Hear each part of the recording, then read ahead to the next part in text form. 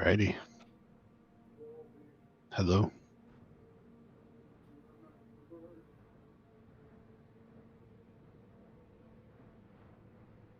Grim doesn't say anything, and just like, what the hell, man?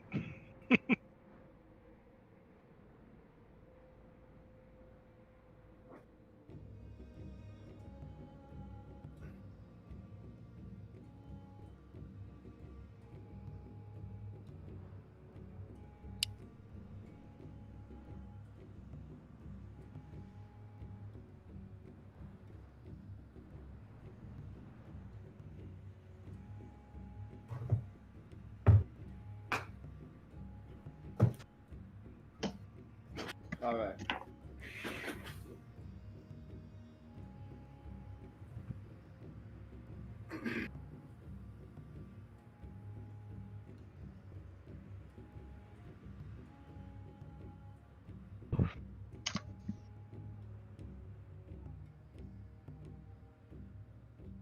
Just waiting.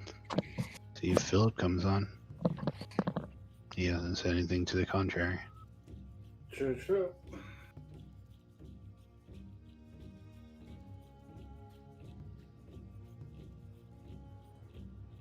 I have a little bit of a headache. Oh no. That's developing. It'll probably be fine.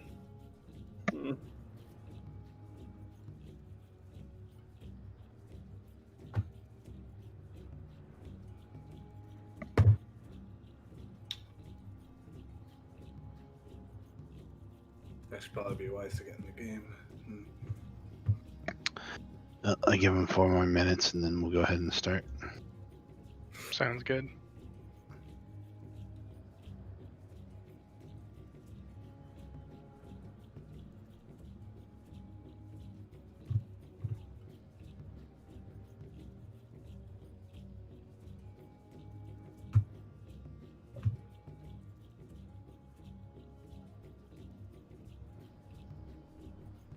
Yeah.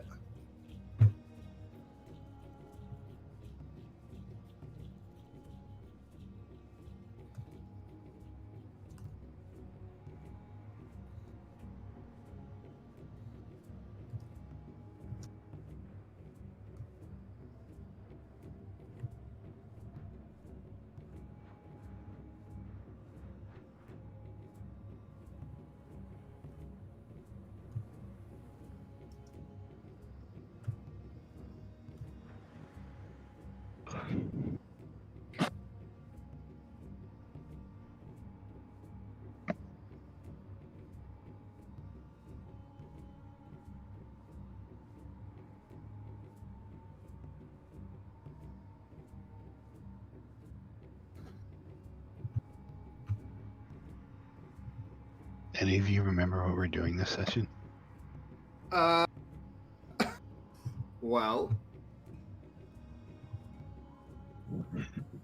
One moment. We'll speak. We'll get the important bits in 12 seconds, but they're really quick.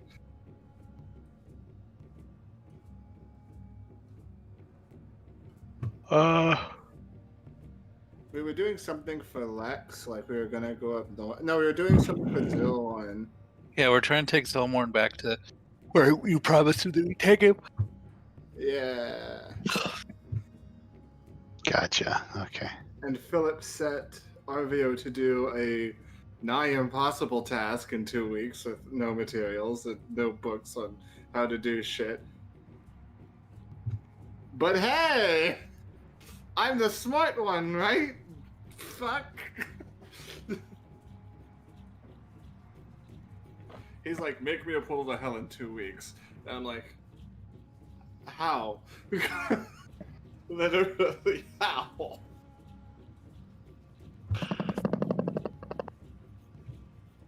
Somebody having a war zone outside their house?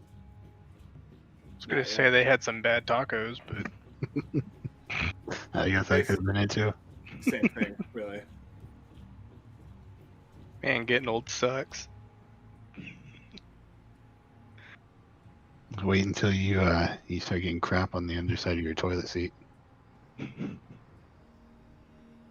Jesus. I am intimidated. This is. I didn't come here for this bullshit. I'm Sounds like a afraid. lot of personal experience there, Saltic. I wanna. That was the guy I worked with. Every time he ate Taco Bell, gave him magical powers.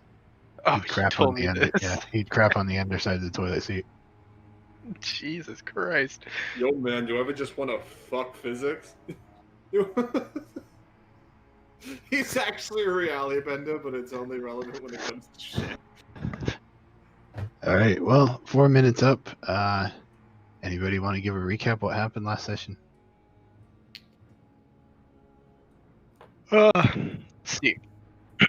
So Billy fucked everything up again, and he wasn't even here to do it this time. No,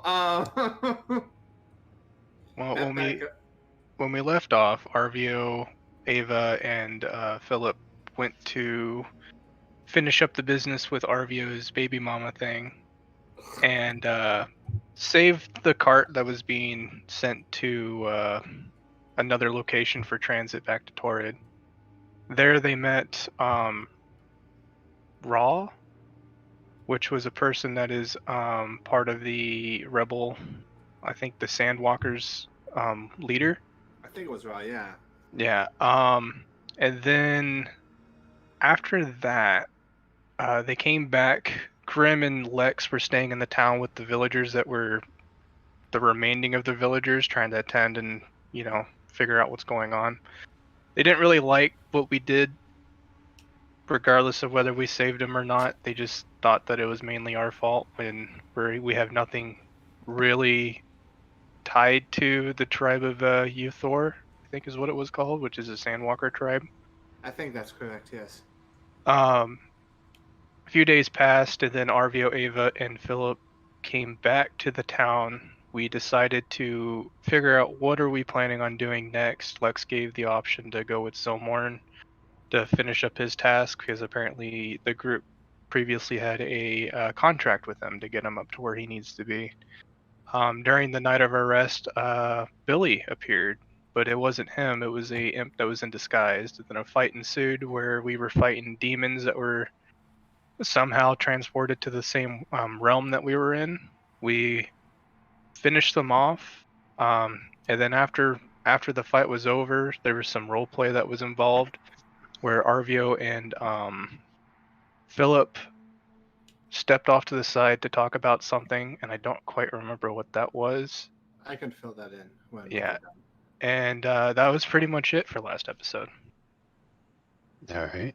And you're going to fill in our view? Yes. As far as the ending to that, I think this was when Ava, RVO, and Philip were all on watch. Philip took his friend over off to the side and got him to refocus on the now, as he had been kind of overwhelmed with finally getting his family back and now trying to figure out what he's going to do next, because he definitely got a little bit distracted. And Philip has set him to work on making a new portal to hell soon, so that they could go down, kick the demon lord's ass, reclaim their souls, and by proxy reclaim Philip's axe. To which RVO seemed very concerned about how plausible that was, with 2 weeks and stuck in the middle of the desert with no equipment. But at the time, he was like, "Yeah, I could probably do that." That tone has probably changed, but that was functionally what that conversation was about. There were some few character developments as well that was added into it, and some kind of knowledge base information that was dropped. The imp that was the Billy imposter told us that the devils know what we're doing, and we are currently being watched. Correct. And not only that, Grimm's body has slightly changed than last time RVO, Ava, and even Lex and Philip know. Actually, I didn't know that at all. But Yep. because he wears like 90% metal at all times from his picture anyway. Well, you all awaken to Zilmorn, who is happily shouting out, "We're gonna start heading up, right? Come on, get up. Sun's coming up." All right, and I'll get my stuff ready to go. As will I. Yeah, Gather gather up his stuff and gather up his family and guide them over to the ship. I also kind of inform Mushin about what my current plan is and see if this would be probably an easier route for me to take. So yeah, I'll basically go up to him, not even in private. I'll tell him that I'm going to help the gnome. He seems to have somewhat of an idea about what an airship is, let alone, I don't know, maybe we can see if we can get something about that. It might help us with our travels. I did. I used to fly one. You hear Zilmorn say as he's packing up. Mushin kind of just like looks over in his direction and then looks back towards you. And wherever you go, I shall follow. I'll just nod. And he continues packing his stuff up.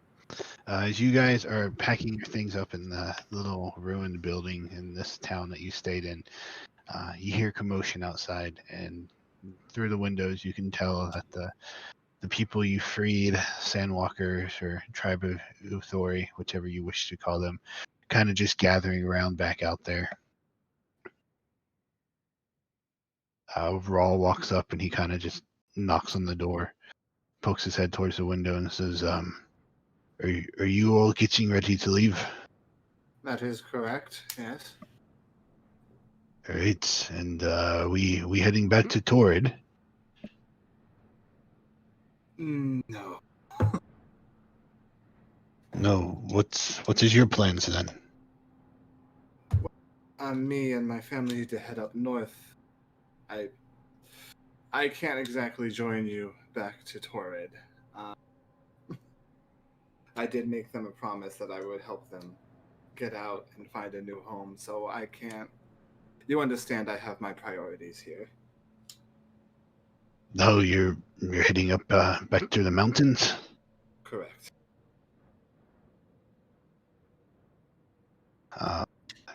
Wish you well. How did you all get here, if you don't mind me asking? A sand ship. Yeah, that one right there. Where? And he kind of like looks around. Just to remind you guys parked this thing's like a couple miles away in the sand. I point in the general direction. Like, it's over in that way. You just have to squint. So I take it you will not be needing it anymore? Correct. That is correct. Then you would not mind if we commandeer it, would you? It would Well, greatly help us in our travels back to Torrid. wait, hang on. Ava, isn't Zilmorn still using it to get to where we need to go? I didn't think we could take it to where we're needing to go. Out of character, the boat could not go across the ravine or across the bridge, so we had to leave it there. Yes. You guys left it like, I don't know if it was a mile or two, but basically the sand ended and you could not travel in it anymore, so you left it behind. And if you are continuing eastwards into the mountain, it is definitely not going to be able to sail off the side of a mountain. I'm sorry I didn't pick up on that information. Apologies. Well, I mean, is it possible, Sotek? To sail it up the side of a mountain? Yes. No. That sounds like a piloting check. That sounds like a challenge to me. Portage. Portage. Excuse me? Portage. You know, carrying boats over mountains? They call it portage. Well, you all have fun with that. I'll walk. Yeah. Well, back in my war days, we used to carry boats across hills and stuff to other bodies of water, but I don't think there's another body of water anywhere close to this. I am flabbergasted. No, I can't do that. Maybe like a transmutationist could do it, or a conjurer, but I'm a diviner. I can't. I see things. I detect things. I don't lift boats over my head with magical who's or what's it. Right. Well, if you don't mind, we're gonna head off then. Our business is still here. Of course. Though, I wonder. Maybe you should ask Zilmon if you could commandeer his boat, though I don't think you're going to get a terribly good reaction, if I'm to be honest.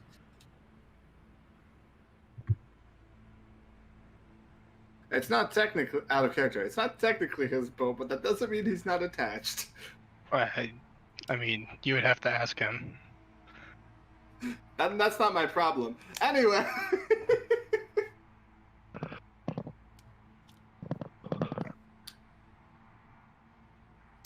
Continue packing. All right. Well, they kind of just shrug and start walking off in the direction you'd pointed towards. Yep. So you guys pack up. Town is deserted. Is in ruin. Much of what you saw from the map that you guys had your battle on, walls are caved in, fallen over, debris is scattered across the place. There's definite signs of fire and blood still around. Only life that you knew that was here has left either angrily or heading back into the desert, apparently to take up some kind of fight with Yes, or sir. go back to Torrid. Yeah. Zilmorn at one point pulls out a map and he lays it down, and he move you over. Keep in mind that this map is not the right orientation, but he points on the map. So the X is where you guys had marked where you were, and he points like right in here, saying that that is where he needs to go. Do you know a way of travel through these mountains, Zilmorn?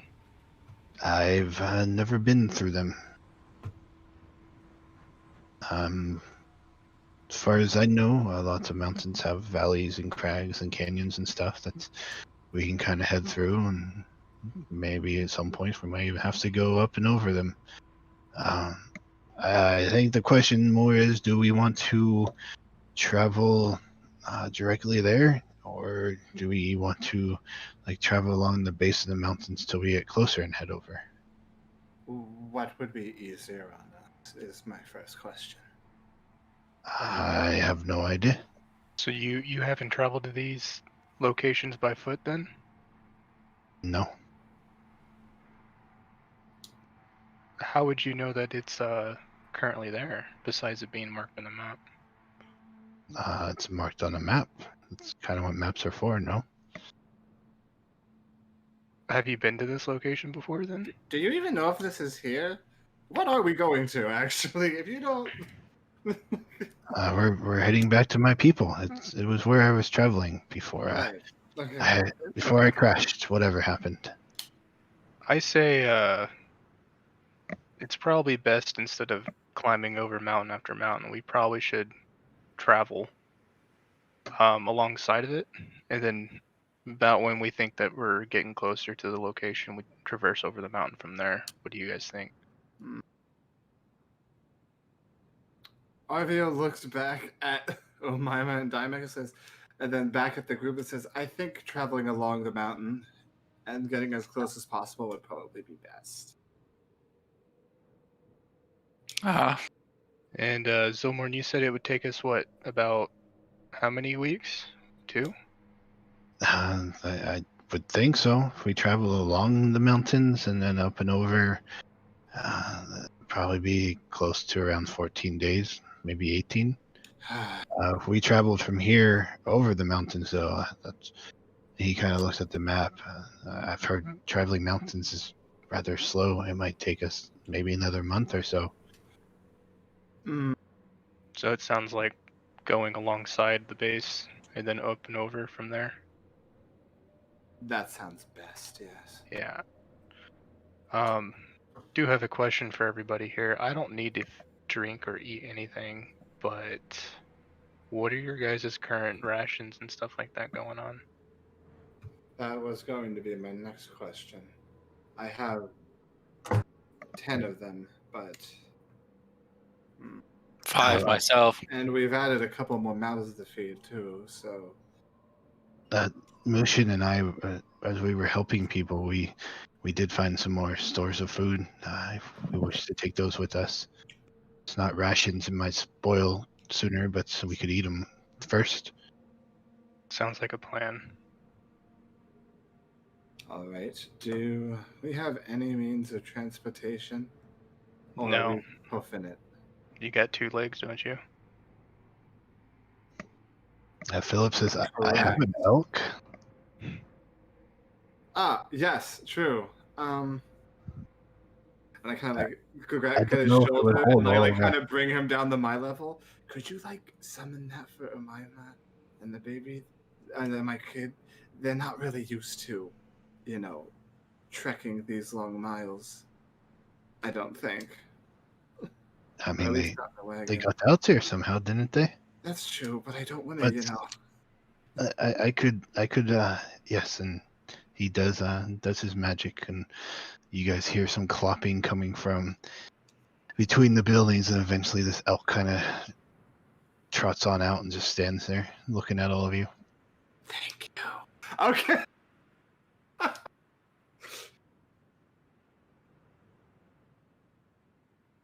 So Zilmorn will also lead you guys to one of the ruined buildings, and he takes you around back where there looks to be a cellar of some type, and you go down. A lot of the stuff is kind of just like knocked over and scattered, but there are some like baskets you can open up that has some form of meat or bread or cheese or something in it. You figure you have enough here to probably last you about 4 days worth of travel. Feeding all of you, that is. So we're still a little short. Water's the main concern at this point now. Because I have 10 rations I can hand out when needed. All right. Well, you're Zilmon. I assume that your people are not wanting for food because we're going to need some when we get there. Not that I'm aware of. I mean, I was taking supplies there, and those got lost in the desert, but lots of ships travel there, so Good. should be good. And I mean, we're heading up into the mountains anyways. Aren't there supposed to be like rivers and stuff that live in those? Well, I don't think rivers live in the mountains. I don't really No, know but, about that. but like deer and things, right? I mean, if we get hungry enough, we could always eat Philip's elk. Are these I don't think mountains that snow works. capped? I mean, that's not how that works at all. Are you asking in character their likes? No, kind of out of character, just to know. Since we're kind of close up to them. So you can see some that are more distant and back that rise above the mountains that are at the forefront that looks like they have snow caps. This definitely looks to be a giant, massive mountain range. And there is the river that comes out of it and that you guys traveled over. So there's some kind of water source up there. Okay. Well, it looks like we need to keep an eye out on water supply. All right. Well, you guys gather up what you can, and you start heading out towards the mountain. Yeah, Yep. Ivio is going to go and basically like back to Omima and Diamond be like, Philip conjured this for you guys just so that you don't have to walk too much. We'll be going up into the mountains, which apparently has a lot of ships going in and out of it. So we should be able to catch something a touch more northward from there. Wait, just had an idea. She gives you Sorry. a inquisitive look and says, "Ships going in and out of a mountain?" I assume it's airships. They're rather. The gnome seems to be a tinkerer of sorts. I imagine it might be something a touch more common. Right, and you've seen one of these before, have you? I have. It's actually parked like 2 miles in that direction. Mind you, it's a touch more. It's actually more of a sand ship than anything, but still, it got us across the desert in like record time. But flying ships. I do believe I've heard everything now. Oh, honey, you haven't heard the half of it. I'll turn to Arvio and say, hey, your companions that you came back with from saving your wife and your kid, how did they get here? By camel, I'm assuming? Cart and camel we've seen. Are they going to be needing that? Perhaps we can use that. Maybe. If they're going to take the sand ship, from my own personal experience and knowledge, it's going to be very hard to have a carriage going through that. It's probably best used for us. True. But honestly, I was going to ask that, but considering your silt's tendencies, I'd imagine that the camels were already dead. Or zombies. I mean, it would definitely make our travels a lot shorter and easier. Agreed. I'll go take a look about. All right. I will go take a look about. What do I roll? Investigation? Yes? Sure. Or perception. 19. All right. You kind of walk around and you're looking. As you're doing so, you faintly recall that they told you they were gonna go stay outside of town, and that earlier in the day they had came and told you they were leaving. So it seems like they are no longer in town. Okay. But can I find a cart? You find plenty of ruined carts all over the place. But one that's not shitty. Please. No, everything in the town's been destroyed in some shape, form. Yeah, the only thing we have is the prison cart, and I'm fairly certain Umaima and Dimek do not want to get back into that. So, Okay. elk it is. When RVU gets back, I'll ask where'd they park the boat. I point again. Okay. Westward? I start walking that way to go find the sand ship. Okay, you gotta walk a few hours. Well, Wherever you I'm go. I'm going to see if I can get that cart. Is what I'm going to do. If they're going to leave it there, I'll take it. We should just walk. Alrighty. Fine. I will start walking back to the mountain then. All right, so you guys, you all start heading eastward. Are you going to be going north or south of the mountain? He explains to you that they're kind of the place, as far as it's marked on the map, is smack dab in the middle. Hello, Philip. Hello. Hi, sorry, I've fallen asleep. Yeah. Okay. Don't worry, not much has happened, but RVO has in fact guilt tripped you into summoning the steed. So God damn it. Yeah, so that his kid and pseudo wife don't need to walk.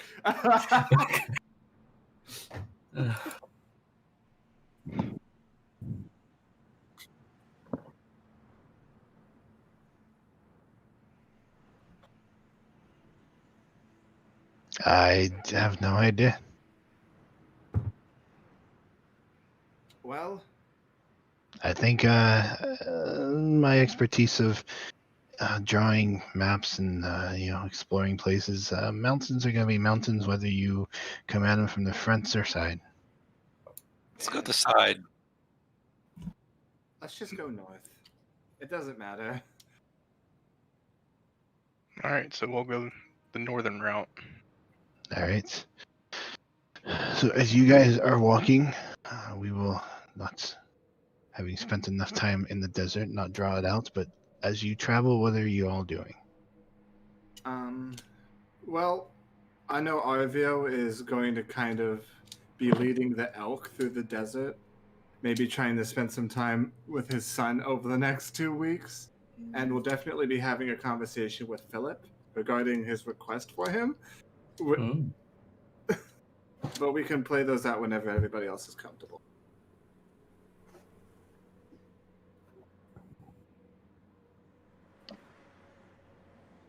All right, then you can give me a perception check.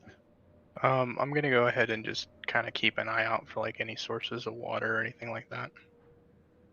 Okay, you can give me a survival check. I'm going to have Zilmorn is going to be leading with his map, so I'm going to have him roll to see how well he leads. What is Ava doing? Ava is going to follow towards the back of the group and just try to find everybody, make sure that nobody falls behind. All right, and Philip? I can kind of imagine him kind of keeping an eye on the elk to not like misbehave, like like treating it like sort of like an actual animal, like they're just keep them steady, keep them at the back, it's fine, let's We're go. both leading the elk. I'm Yeah, trying yeah. to copy you, trying to figure out, is this animal handling? Yeah, Is this how you talk to this thing? Okay. yeah, like you're on the left, I'm on the right, your family on the top, and just like that, calm down, it's fine. All right. Well, it is a very well behaved animal, Hmm. and you telling this seems to reassure yourself, but it does not seem to do anything spooky or Hmm. out of place that might worry you. You guys head up northeast, kind of around the mountains through the foothills and stuff. It is definitely slow going. Mhm. You notice the more eastwards you head that the desert, which is at this point is kind of like a barren land where it's like cracked land. It's not sands. You have the little plateaus everywhere scattered around. Starting to see more vegetation. It's still very dry and very barren, but you have a feeling you're heading more and more away from the desert, the heart of it at least. You look for water, and you manage to find very, very little water, but you do find some, enough to at least fill your flask a couple times. But as you travel on foot about 7 days until you kind of get where you think you're lined up with what he's telling you is a little outpost for airships in the mountains. At this point, being a little more open with you guys, but still secretive about a lot of things. And he kind of turns and starts leading you up and into the mountains. So what we are going to do now, you guys start heading into the mountains. Can I talk to Philip? Yeah, go ahead. I thought you were just saying that as a side, but yeah, go ahead and talk to me. No. This is actually a thing. Oh boy. At some point during the 2 weeks, I'm going to kind of maybe like while we're camping out, I'm going to be like, so, Philip, you asked me to work on, making that thing for you over the next 2 weeks. Is the deadline you gave me? Well, it wasn't really a deadline as it was more of a target for myself. As you know what my plans are. I'm You know aware. that, yes. But you've functionally told me to make something. That's kind of a little bit okay. I've been trying to think of how to explain it to you, and it's like, okay, you have a carpenter, right? And you Yes. explain to him you want him to build a house, but he's not allowed to use any tools, any guides, or get any materials, and also you want it made out of stone. Well, That's kind of what the situation you put me in, because I am a diviner, and you are asking me to make a portal, which is a conjurer thing. And may I remind you that ever since we met, your power has grown considerably. Still a fuck. I like catch myself because like Dimec is like 2 feet away. I'm still a diviner. Magic is magic. Shut. Anyway, look, I don't think it would be a very good idea for us to make one, because, well, you saw how it affected the town in the original one, yeah? How it was, well, decrepit and abandoned and just tainted. Yes, but then again, have you've been part of the journey for the desert? I'm not done yet. Yes. Also, I would like you to maybe use your imagination to think what sort of ritual and act would make a portal to hell. And I don't think you want to taint your soul with that. However, we can. We're going to be heading. Where we're going to be heading, I assume, is going to be some level of civilization, if the tech is anything to be surmised. I could possibly track one down that's already been created. Hence, And how would you do that? because I'm a diviner and I can do shit like that, and it's in my wheelhouse. You can see a like manifestation of confusion. Okay. Like 2 minutes earlier, I can't do this, but I'm a diviner. I can do those things. I'm like, Okay, which one is Philip. You need to understand there's different schools of magic, and wizards tend to specialize in one of them. I specialize in magic that allows me to, see things that others cannot. Like detecting magic, reading people's minds, seeing things that are like 500 miles away. Like that I can do. So cooking up something where I can track down a portal to another plane is within my wheelhouse. So Conjuration is more getting things from one place to another physically, which I can do, but not very much. I have one thing that does that. So, and it's definitely not working across planes. That's like major magic. okay, And so the easier thing is to just piggyback off of somebody's work. So you see that you're trying to explain that, and just Philip just like, okay, I'm gonna wait. I'm just gonna wait. Continuously. Like if you he's been building up this rant. Like he's been thinking about it, maybe getting Yes. a little bit frustrated with how to explain this. So if you can see things, can you actually see any people of magical power in the direction we're heading? Can you sense He starts anyone? shuffling his deck. One moment.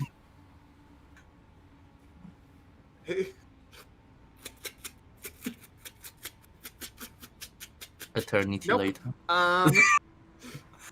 I do have detect magic, but it only works within 30 feet. But I could make something. I could make a spell. If I had enough resources to do it, which honestly just depends on the size of the library. Usually. Okay. So that's the alternative. Does that sound amicable? Let's Because it's find going the to have to- library. What? Let's find the library then. Yes, but we're going to need to get back to civilization, and yeah, you understand. Well, anywhere as far away from desert is more likely than to have a civilization. And I mean, like, you can see him looking around at the kind of plant life that starts to show up. Is like, we got in there. I told Dymek about snow the other day. He seems very excited about the idea of solid water that rains from the sky. Snow? What is snow? Oh, it's actually something it's like ice, but it comes from the sky and it just covers the land in white. What's ice? Hang on, let's see. I start going. I start conjuring up chromatic orb, and I just like, and I just slam it on the ground, and it creates like this big icicle. That's ice. Oh, so it's magic. Okay. No, it's not. Okay. Wait, can I make water from this?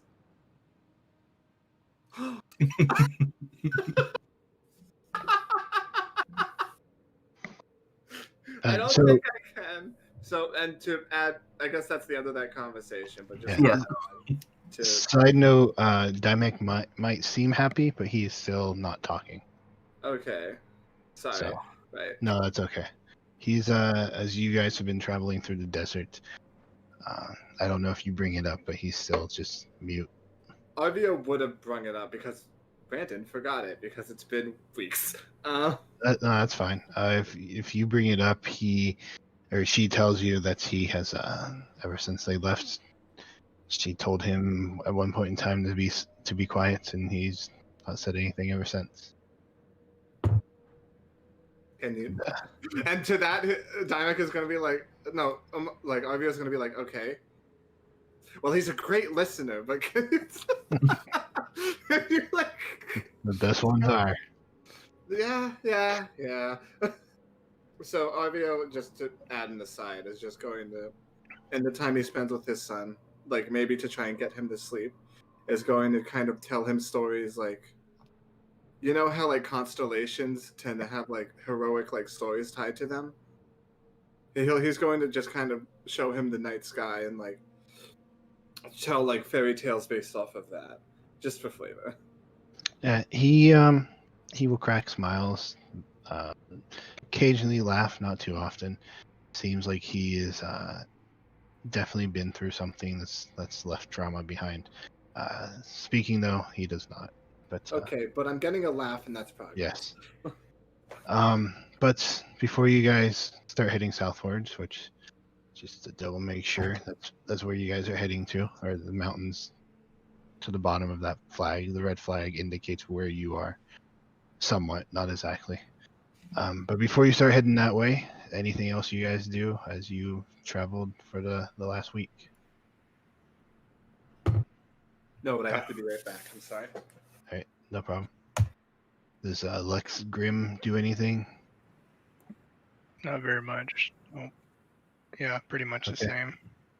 So what we are gonna do now, then, as you guys are, Zilmorn, you kind of told you the last couple days that's probably a good idea to start heading south, judging from his judgment where he is, where the location is marked on the map. You should probably start heading south. So I'm going to need somebody. We're going to do per day of travel. This is difficult terrain, so it is going to take you a little while to get through it. And I need somebody to roll me a d20, a 1d20. So whoever wants to do that. I got it. All right. Back.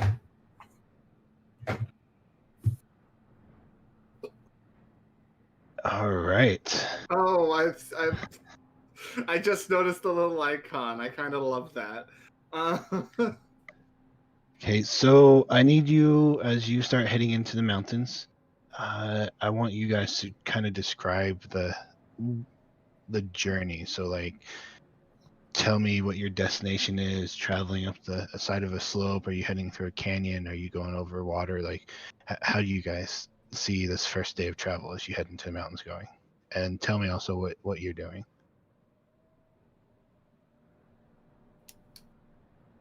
Well, Yes. is there any water ravines or anything like that as we're traversing up this mountain? If you want to look for some, you can give me a nature check or a survival check. I'll do Oh, survival. Survival's what I meant. It's a solid 9. Yeah, you don't really see any. You can see up kind of higher up snow peaks, so you're pretty sure there's some river somewhere that snow's melting off into. Ooh, I have an idea.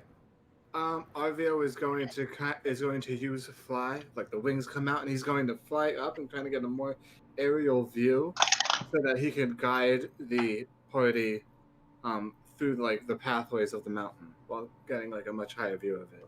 Does that make sense? I don't feel like I actually presented that well.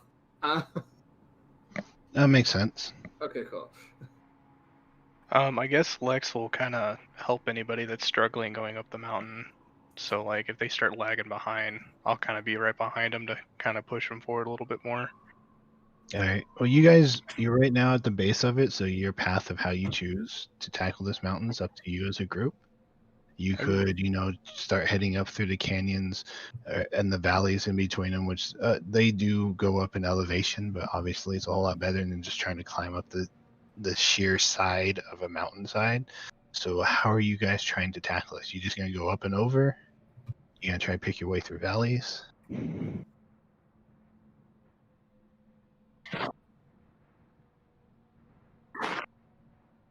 That is a good idea. I support this I idea. agree with that one.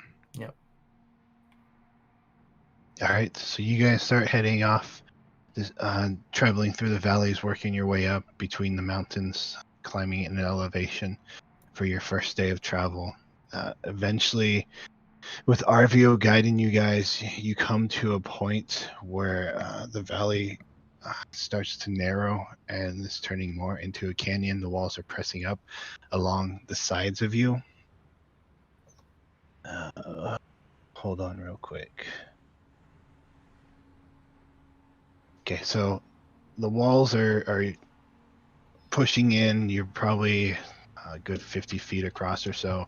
You're at this point walking through sheer cliffs, just heading up the steep embankment up through the mountains.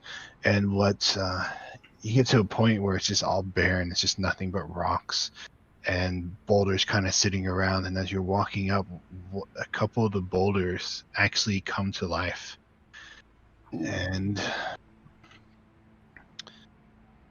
looking for a picture for you guys real quick. It will be on Discord for you. Okay. I have a random monster table that I'm picking stuff from. You got an 8 on your roll, so this is what you're going through right now. So I don't have handouts for everything, but you see these things that look like boulders all of a sudden come to life. And one of them walks forward. They're blocking your path and says, "Who travels through our sacred lands?" Enemies of your Sild. Hi, I'm Ivio. These are this is my posse. Lex will step up and say, "Sorry for traveling through your lands, but we're currently in the seek of a location inside this mountain. This gnome here named Zilmorn seems to have some sort of a village or something that's going on in there, and that's what we're looking for. We're trying to get him through. Have you seen anything like this?" You bring offering? Sadly, I don't have an offering. Although I do. Curious, what I step forward and I pull out some of the gold jewelry that I'm carrying around, and I lay it in front of him. does that work? I was just gonna look very curious about this. About 500 gold worth of jewelry. It kind of steps forward and it picks up some of it, and then it like kind of turns it over and crumbles some of it and sticks it in the mouth and chews on it and spits it out and says, "This is not good." Huh. What type of offerings do you normally get? It just stands there and looks at you. I have an idea. Arvio is going to give him his lucky rock. So you pull out a rock and hand it to him? No, he pulls out the lucky rock. Which is a +1 to all saving throws and +1 to all skill checks. But he kind of wants to see what happens. So he will take it from you and he'll turn it over and look at it. And then he kind of holds it up and really close to his face. You don't know what he's doing at this point, seeing how it has no nose whatsoever. But then all of a sudden it sticks it in its mouth and it says, "You can go." And they just kind of back up out of the way. I raise my hands up to the sky. Woo!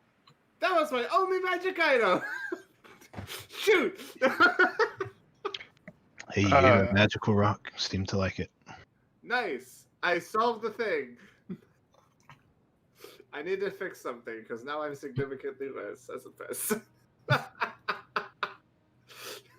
Oh well. Was that just out of character? Was that just Arvio or the whole group that can pass? He handed it. He took it, seemingly swallowed it, and said that you can pass, and they have stood out of the way. I paid the toll. Come on, guys. We'll walk past. Yep, we'll start walking past. All right. You watch as they kind of pivot and watch you walk by, and then once you get far enough away, they kind of settle back down where they were and just kind of blend in, looking like rocks scattered or boulders scattered throughout this canyon. Well, Does anybody know what that was? no idea. They seemed like some sort of element. Who did you ask? No, I've never seen these before. Can I do like an Arcana or like a nature check to see if I remember these things? Ironically, a little late, but apparently I did it right. So You can do a nature check. all right.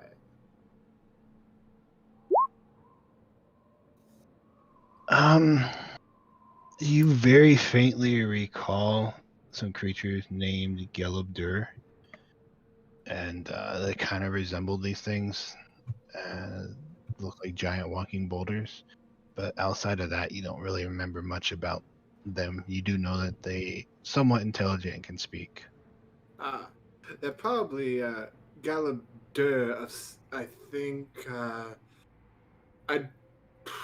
I'm kind of blanking on anything about them, but, you know, they don't seem to be that big of an issue so long as you pay their toll. But you guys, yeah, you walked past them. They have not followed you or threatened you, other than the fact that they blocked your passage. They apparently like rocks. Well, yeah, you are what you eat. Did you pick up your jewelry, or did you leave it there? Because he had no interest in I it. thought he ate it. No, he spit it back out. Yeah, he spit it out. Oh well, then I would have gathered it back up. All right. Just gotta make sure. Arvio learned something new today. Rock people like magical rocks. I guess. So you guys continue on up. It is a long day's travel, going up this incline, this elevation. It's definitely wearing on you. Here as you are, as adventurous as you are, as the night starts to approach, you are definitely worn and tired. Happy for once though that it is not blazing hot in the middle of the day. It's actually for the first few miles traveling up, it was slowly climbing or lowering in temperature to the point where now you guys are actually kind of chilly. Getting the feeling that your nights are probably going to be even more more cold than the desert was. I think Arvio is going to kind of give his overcoat to Amima just to make sure she and Dymex stay more warm. All right. But you've come up to a point where it's starting to level out. Looks like a good area to try to find somewhere to rest if you wish to keep going, or if you wish to stop, or you can keep going if you wish. It's your choice. Probably a good idea to rest. Mm-hmm. Yes. So we'll stop for the night. All right. You guys looking for somewhere to rest? Yeah. And who's going to do that searching? My eagle eyes. Oh man, I forgot to roll a d20. Okay. Oh, you can give me survival as you trying to find somewhere to rest. You roll an 8. Okay. Damn it.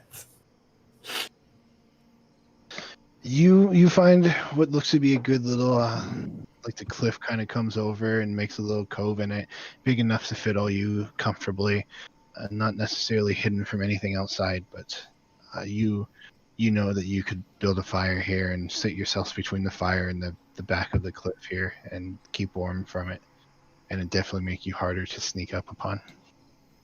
All right. Right, you guys all start unpacking, getting yourself a fire going. Yes, sir. All right, so you would have spent. You traveled the first 4 days. You did not need any rations or anything like that, but you have had to use 3 of them since then, and then this would be another day of rations you're using now. So 4 days of rations. All right. And then I will need turn orders and perception checks. All right. I'll take first watch. I'll take second one. I'll do Take third. last. Take last. I just realized I had 3 perception, so I hope nothing happens on first watch. Yeah. It's been a while. Mushin will offer to watch with you. All right. Go to bed. Are any of these at disadvantage or no? Are you taking a watch? Light? Oh. Yeah, I am. Which one? Third. Third? Yeah. They are not at disadvantage. No. Okay. Yeah, if Mushin suggests it, obviously it's just gonna be like, go to bed. Shoo.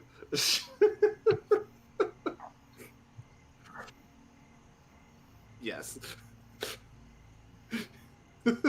Gonna sue you if I pull a knife on you. But yeah, okay. First watch. 13's not bad. Yeah, I will need one from Ava. Oh, you already gave me yours. Never mind. Yep. You tell him that, and he will look at you and say, "I am not here for you, so you can get lost." And he just walks over and kind of sets himself up on the other side of the fire and starts looking out. Love you too, honey.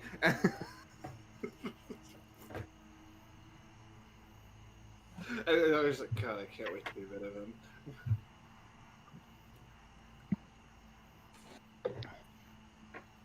All right, Arvio, you go through your shift. Nothing seems to draw your attention. You eventually come to the point where you feel that you need to head to bed and somebody else can take watch. All right, who is next? Me. All right, I'm going to poke you out of your slumber. Okay. Yep. You're awake. Yeah. I'll probably use my flaming sword to help me keep watch. Brighten up the area a little bit more with 15. All right. So you kind of taking in the surroundings. At one point, you hear a noise and you look over kind of opposite, and you can see coming down this slope. It's just some rocks kind of tumbling down, and you look up to where they came from, and you don't see anything up there. Must have been a wind. Other than that, though, your time comes and passes, and realizes it's time for somebody else to take watch. Yeah, I believe the Lex was next, so I'm gonna wake him. All right.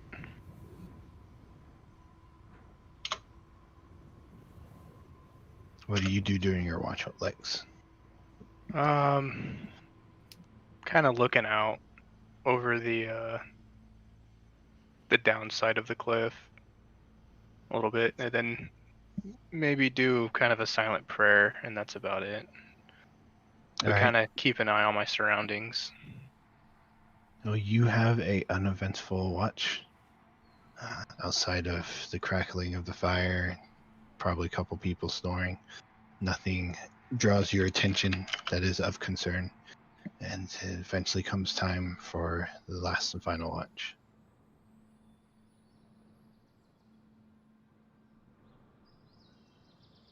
I am going on my watch start carving a piece of wood project. It's going to take me a while. Okay.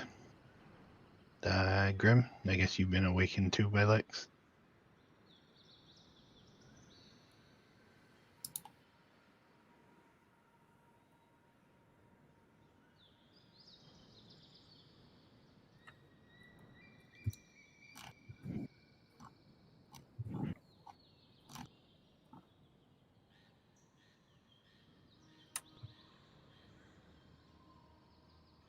Yep.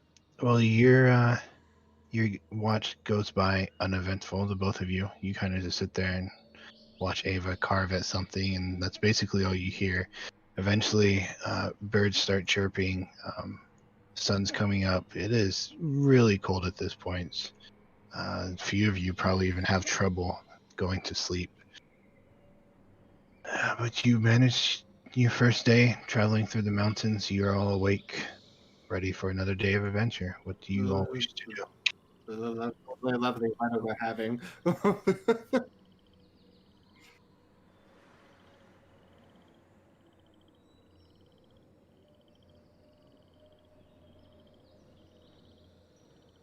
Yeah, you give me a survival check.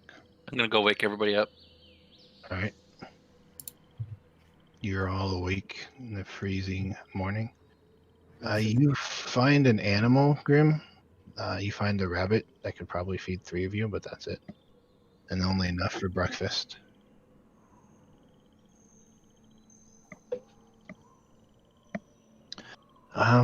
Yeah, that's not too difficult. Yeah, you bring back an animal. You guys watch as he comes back, and he's holding a rabbit that looks like it's just been decimated. Well, that's tragic. Well, I was thinking more of you gutting it. I don't know that you'd be. I think you probably just like rip stuff out of it and brought it back all bloodied. Yep. Does he have the bloody fur like around his neck or something like that too? Now, do you keep the fur? Just rips it off like it's Red Dead Redemption 2. You see some patches of fur still on it. He didn't do a wonderful job, but he definitely got to the point where you could cook it and eat it if you wanted to. And as you give it to her, she's like, "Thank you." And she kind of turns and looks at you, Arvio. And then she holds out the rabbit. You want to take care of this? Out of character, define take care of it. Isn't it cooked? No, it's not. Oh, fair enough. It's like, oh, yeah, one moment. I imagine I can kind of tone down my firebolt to kind of like a cooking heat, I guess. That's fair. I'll go here, I'll take RVO, and I'll hand you a mess kit. Okay, cool, great. I take it, I stick it like it's a marshmallow, and I just roast it over the fire. Mario doesn't know that much. Winking.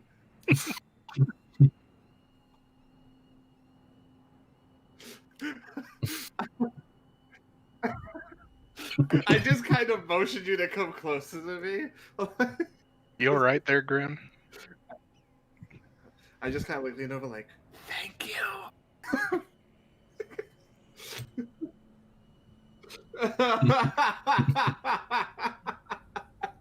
All right. So a few of you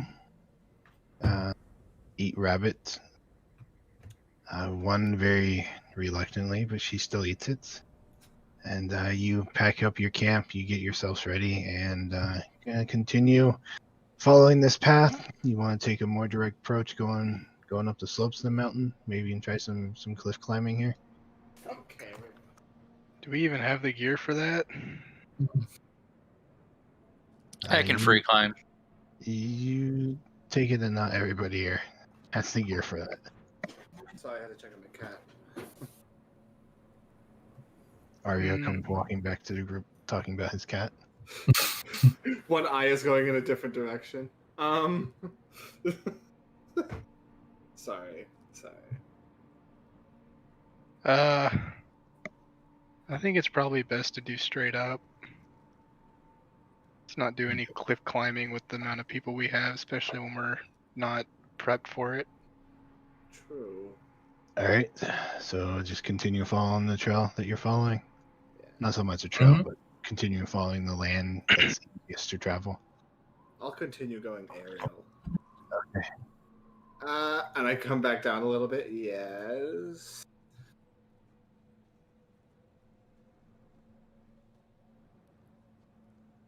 Oh. Yeah, one moment. Yeah.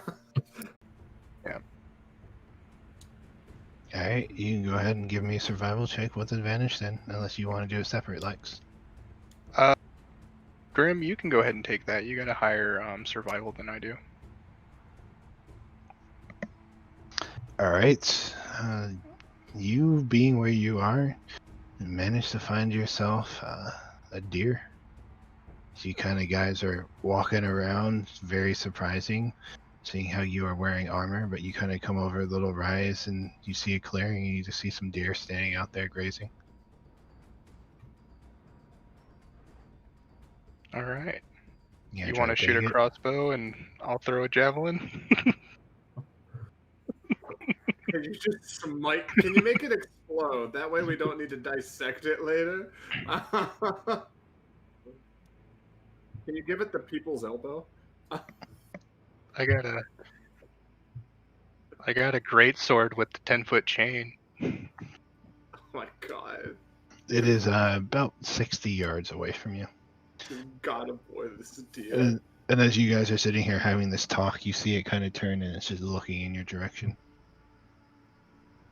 I throw my javelin. Okay, go ahead and give me attacks. So a 6 will miss a deer. Natural 20. 27 will hit. Actually, you need to roll again. Oh 'cause yeah, you're, that's right. yeah, you're at Disadvantage. disadvantage. 20. Still 20. All right, you hit the deer. God, one hit. Not even. 9 damage is. You watch as Grim pulls up his crossbow, and you just hear the string snap, and it's already looking at you. I don't know if anybody's actually hunted deer, but as soon as that string snap, it does the thing where it kind of crouches down, and you watch as the bolt flies right over, and it starts to move forward. But right behind that bolt is your javelin, and it takes a couple steps, and you just right through its lungs. And it goes a couple, probably like 5-10 yards, and just crumples to the ground. Like, all right. Looks like we got something. Yeah.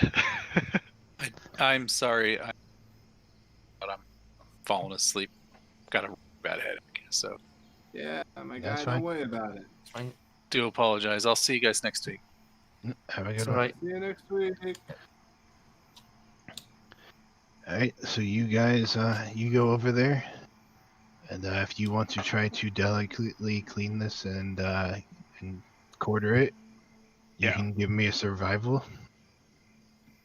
So whoever wants to do that, if the other one wants to help, I mean, I could help. all right, Yeah, I'll hold it up.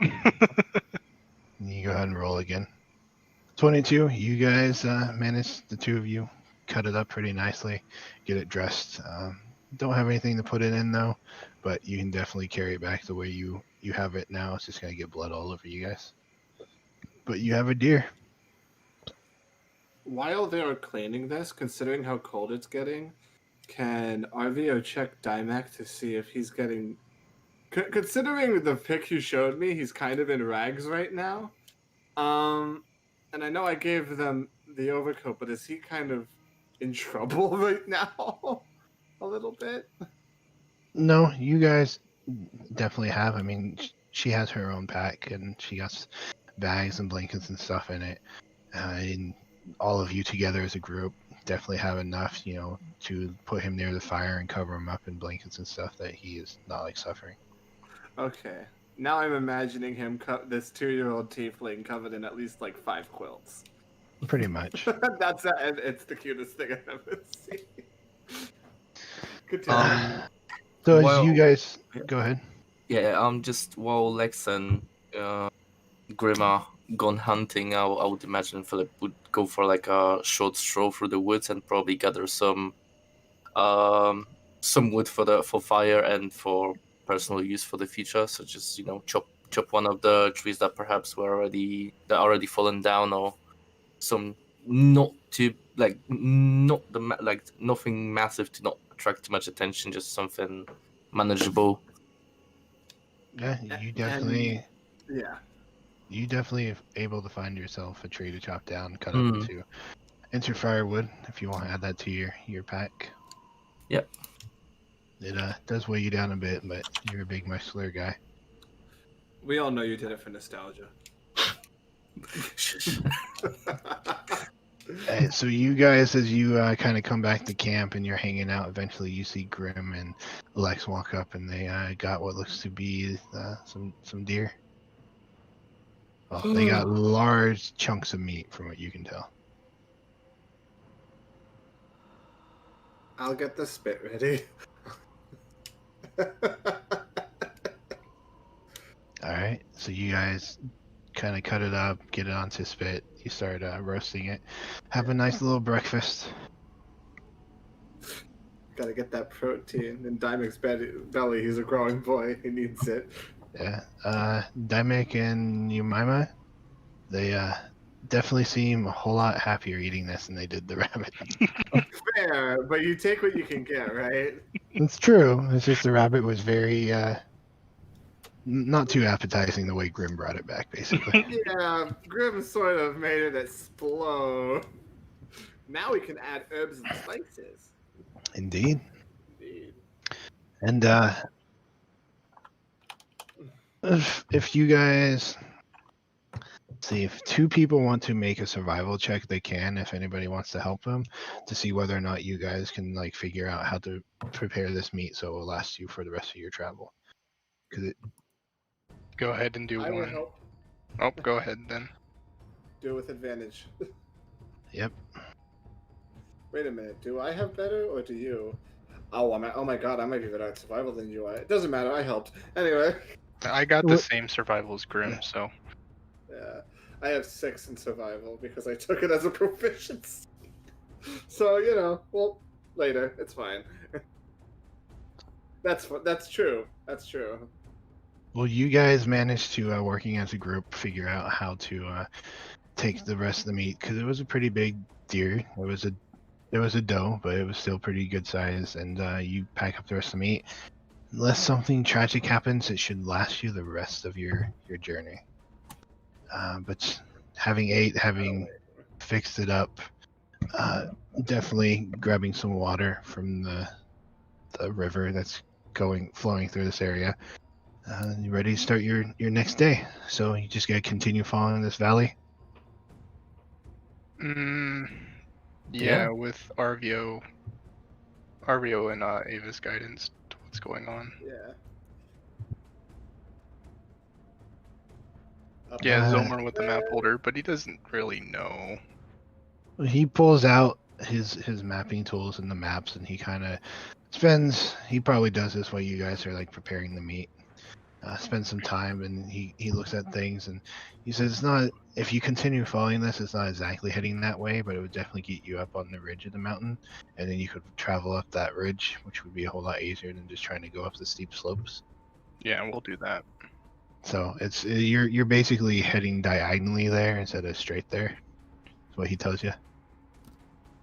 But you can go ahead, and somebody other than Philip, since Ava left, go ahead and roll me a d20. I'll go ahead and do those that. two already rolled. Right. You got it? Okay. 15. Okay. So you guys travel up this valley with the river flowing through it and the trees, making your way through. Definitely very refreshing. As the day comes, the cold lessens, but it doesn't go away. Definitely different from the heat you were traveling in. And you see lots of wildlife kind of running around, but you've not yet gotten to the point where you've reached the snow. But you do come up as the trees start to die off, and you follow the river up towards this ridge line, and you standing on the ridge look up, and you can see the river just kind of heading up towards some snow caps. And Zilmorn says, "Well, not going to be easy, and I don't know how farther that can go." And it points to the elk. But this is definitely the way we need to go. Mm. So it looks like we're gonna have to walk on foot from here. I mean, elks are mountainous creatures. I just don't know how well it's going to do going over the peak of a mountain.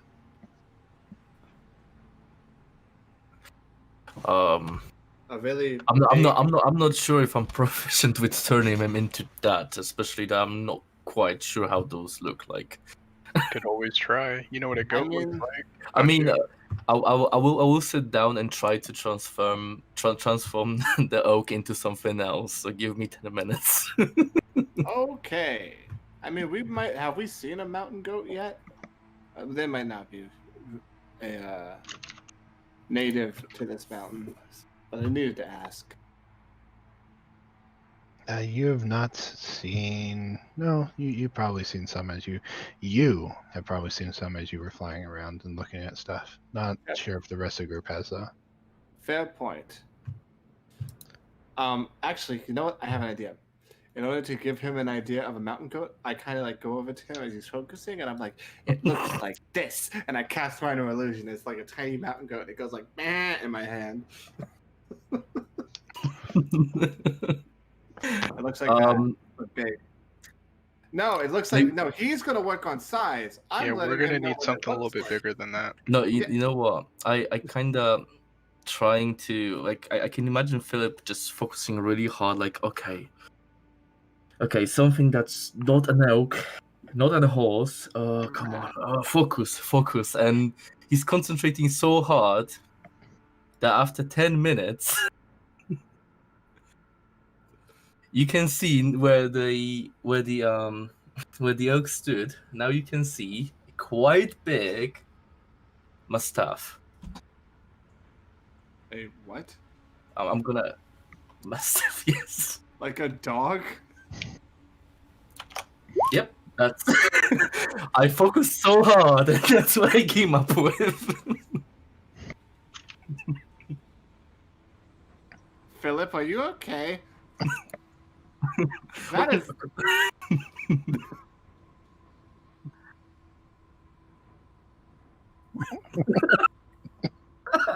that is not a goat. That is nowhere close. I really tried. Out of character, I don't have many choices here. I am aware you don't, but it's funny in universe because he was like, okay, look, it's got feet like me, it's got horns like me, it's got a tiny ass little tail, and it doesn't make the same noise. But I mean, dog has a tail. Close enough. yeah. Oh, congratulations! You made it have a tail. Truly, it was close enough.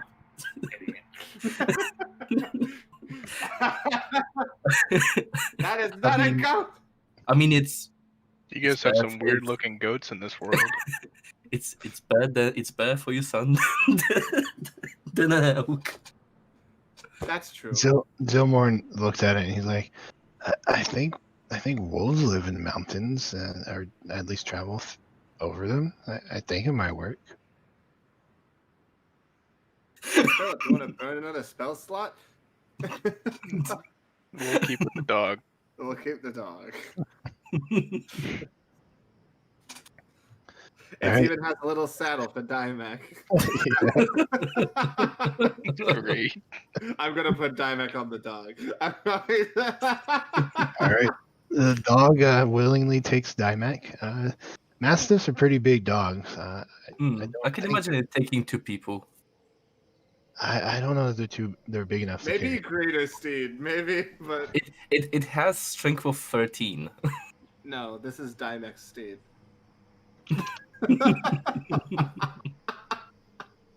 But it definitely it definitely carries Dymac without concern.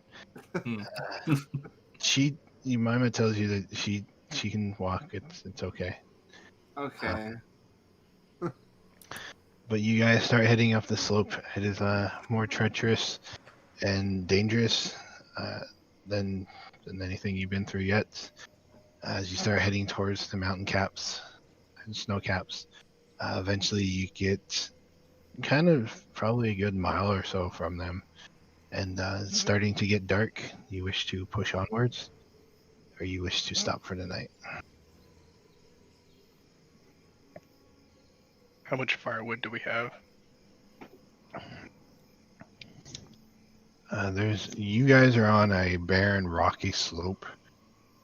It's not that steep. It is better than everything else, but there's absolutely no plant life here whatsoever, and it is also extremely windy. But if you ask how much firewood you have, I'm sure there's someone around.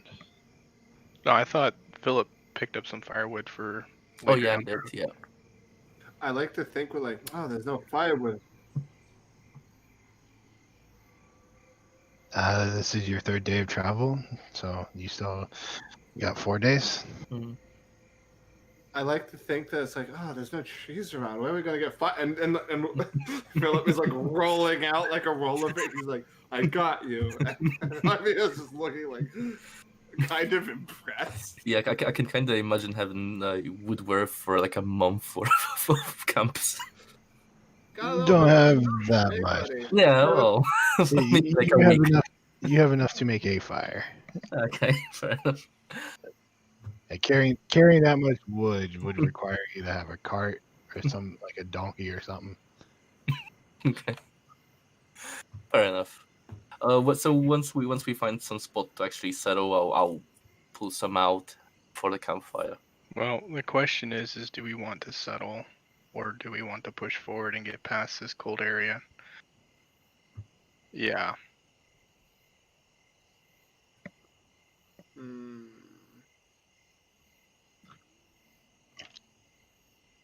It's okay. There's no cows around.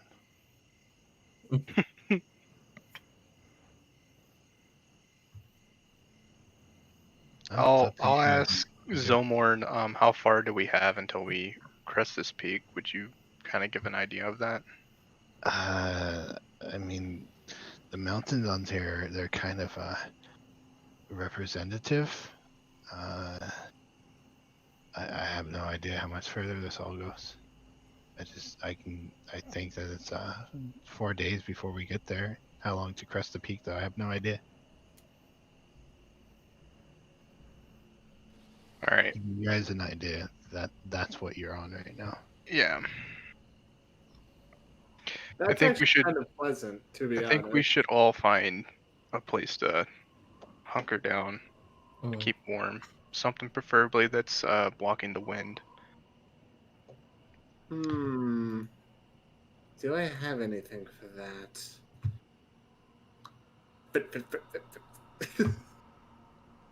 I have, for some reason, I have a giant pillow. That we're going to say that's what Dynek has been sleeping on.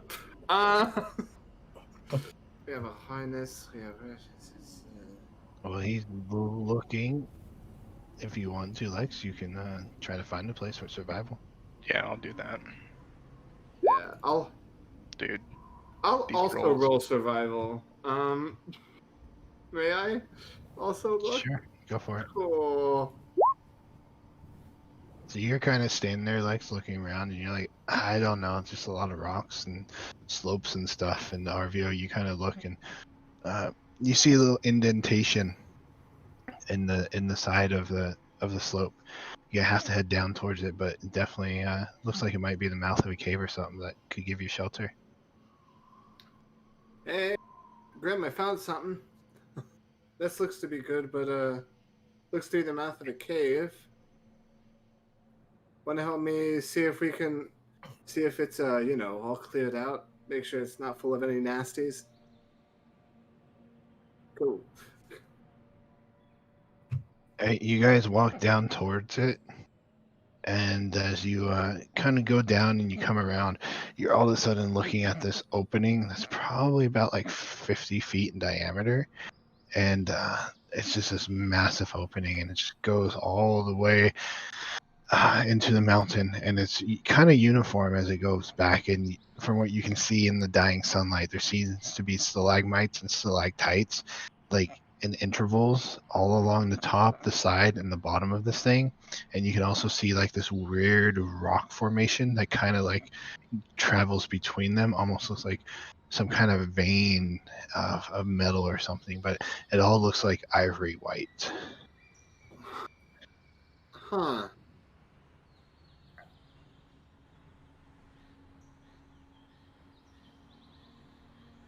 Give me a survival check if you wish. I'll help. Alright, do it at advantage. Yeah. I definitely can kind of pick up tracks of what looks to be some kind of hoofed animal. Maybe deer, maybe elk, maybe a goat. You're not really 100% sure, being that it's rocky, gravelly terrain, but you can see something was there. How old they are, you're not aware.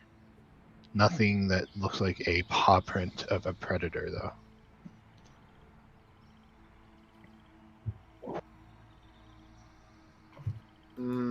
True. But I don't think we have any other options at the moment.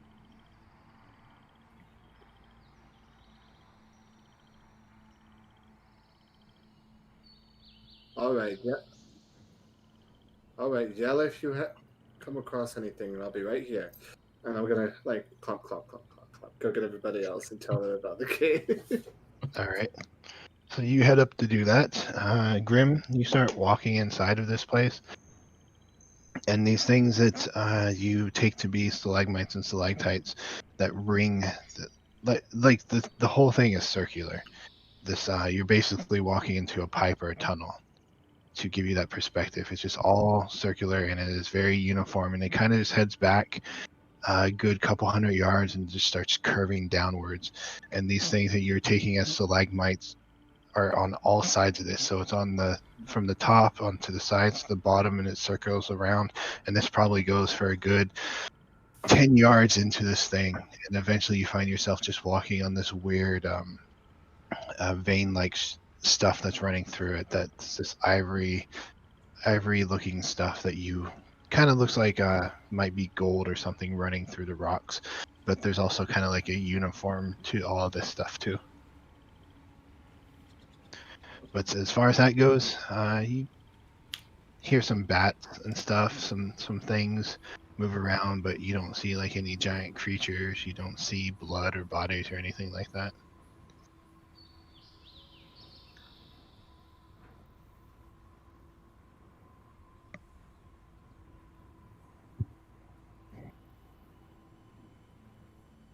All right. Well, the rest of you get there and you see this giant opening. It looks very bizarre. So you're now all here at the entrance of it.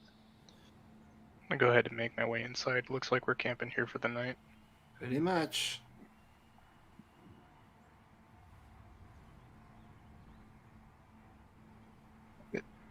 Did the temperature change at all as you were going in, Grim? I got a little cooler, yeah.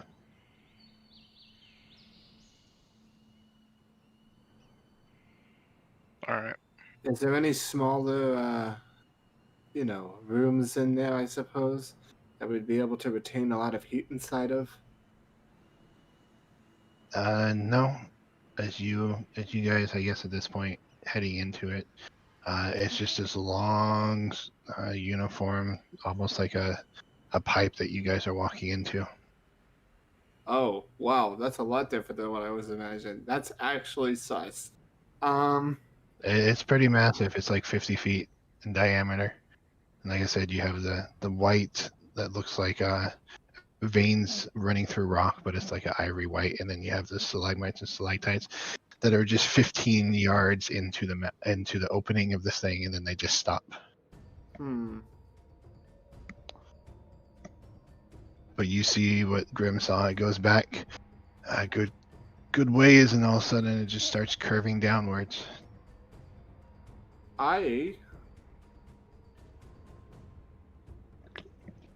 You want to inspect it? Yeah, I'm curious about it too. You give me investigation check. I'm going to look down this hole. It's a natural 20 for me. All right, you give me a perception check, Arvio. As you, Grim, you're kind of looking at it, and this is really throwing you off. But Lex, you kind of pull out something. I don't know if you got a dagger or a small hand axe or something, but you kind of pull out something. You start like chipping at it, and it flakes off, and you realize that this is kind of old bone. Okay, that's interesting. And I'll say, this looks like it's old bone to me. That's...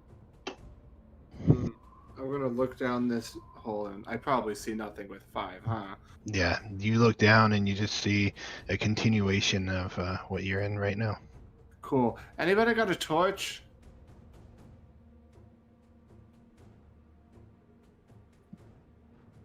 No, you want to give me a torch. Let's see. Do I have a torch? Nope.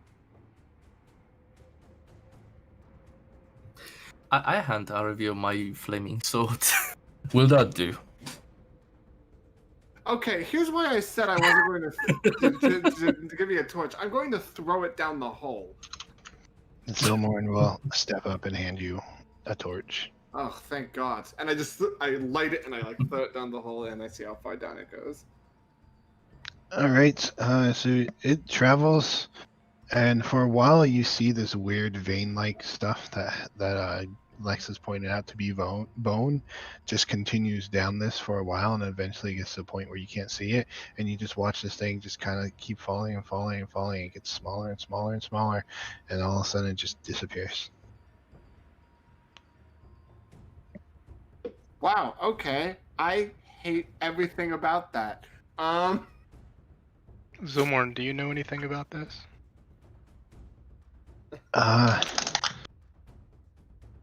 He kind of walks over and he picks out stuff and he turns around and he's standing there and well, I think one of the books I read, I think it talked about like giant worms liking to live in mountains. I mean, I've never seen the inside of one, but I have to imagine this is probably what a giant worm would look like. Okay. Interesting story. Maybe we don't sleep here tonight. Yeah. I think it might be dead. Yeah, considering that the bones are visible, it most likely is dead. I mean, I don't know worms to have bones, but I don't know.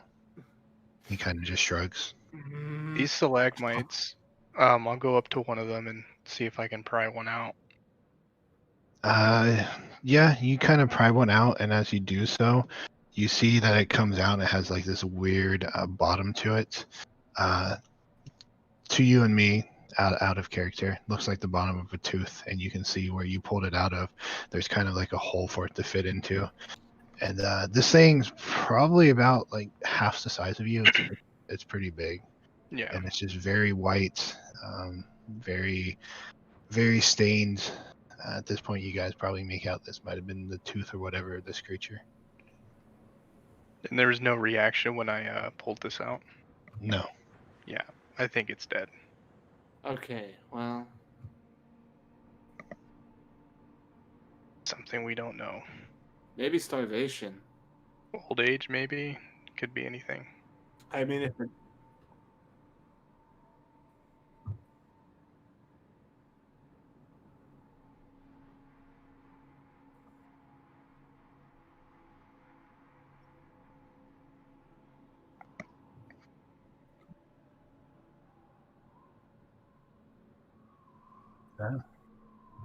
Give me a perception check.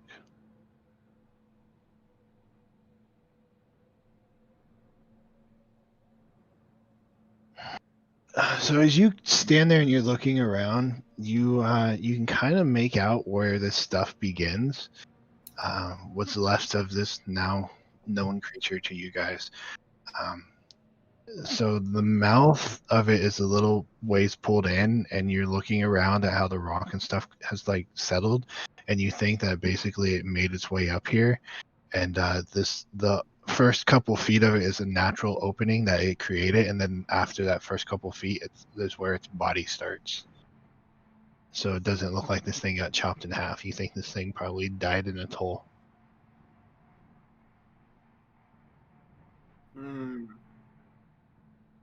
Okay, well, that's curious. I wonder what the natural life cycle of a giant worm is. Maybe it literally got too big for... Let's not. I'll look at a library before I start asking worms questions. Did that thing spit glass at you guys? Yeah. Here's the thing, Arvio. This is probably the only shelter we're going to find currently in their position. Well... No, we don't. Look, it's pretty much dead. We don't need to go all the way in. I'll make do. Best case scenario, I have a new story to tell Dymek tonight. Would probably not let him know about it yet. Excuse me?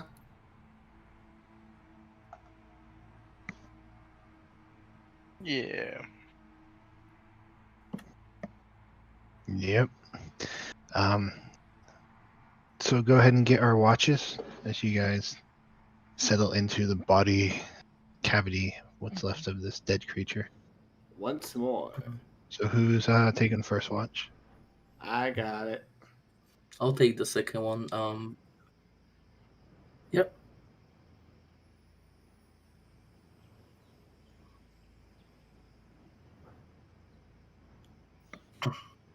And I'll go ahead and do, I guess, third. Oh, but Um, before the watches start, I would just tell my dog to just basically scout around, just like outside of the cave, and if she notices or smells anything that might be hostile, just to bark as loud as it can. All right. And I'll tell Grim if he wanted to do another hunt. Oh, we're not doing that. Never mind. No, but I'll go to Mima and say here, and I'll hand her my bedroll. This should help for a little bit. Thank you. She just kind of gives you a little nod. So go ahead, roll perceptions. Got RVO. I got 18. There's Lex with a 15 gram, 15. Philip 12. All right. Arvio, as you are keeping watch, everybody going to sleep after eating. I'm not sure if you have a fire set up or not. One point you're kind of standing there and you're looking back the opposite way, deeper into this thing, this hole. You kind of hear some noise and you snap your head real quick towards the mouth of a cave, and you see some rocks kind of fall from the outside in front of. So outside the cave, from the top to the bottom, you see a couple rocks fall. I'm gonna go investigate that. All right, so you walk out there. Question: Does Lex notice that with the passive perception? Since he doesn't he's not really trying to be sleep. sneaky about it, so Okay. I believe you have a decent passive perception. So I would say you don't notice the rock falling, but you do notice Arvio kind of snap his head and look at something, and he walks out towards the mouth of the cave. Yeah. Arvio, as you step outside, you kind of turn your head around and you look up, and you can see the Mastiff just kind of standing up there, looking around, and it looks down at you. Hey, boy. You smelling something? No. It just stands there and just sniffs around a little bit more. All right. You do you. Good dog. And I give it 2 thumbs up, and I go back into the cave. Arvio just notices Lex blue eyes just trace him as he's walking. Then traces him back. Yeah. I just I look back at it and I see 2 Just two piercing blue eyes looking right at you. And I just have now that I notice I've been watching, I walk with the Santa da da da da da da da back to my little bed. All right, so your watch comes and passes, and eventually, Philip, you are awakened. Before Arvia goes to sleep, I'll ask, do you have a spare dagger I can borrow? Dagger? Or any knife, anything short and sharp? Ooh, I need a knife. It's a surprise. That is not the thing I want to hear from anybody in the dead of night. Give me a knife. I'll show you. Give me a knife. I'll show you a surprise. I'll look back. It's Umaima and oh god, Arvia's son Naimek. Are they asleep? Yep. Well, do you remember that little crab you had long time ago? I still have it. I Oh, was planning on giving it to him when we finally got back to civilization, actually. Well, you see, I managed to gather some extra wood here, so I was hoping I could try and go back to my to carving like I used to do. Maybe make a little crab for him. That might cheer him up. Ooh, maybe.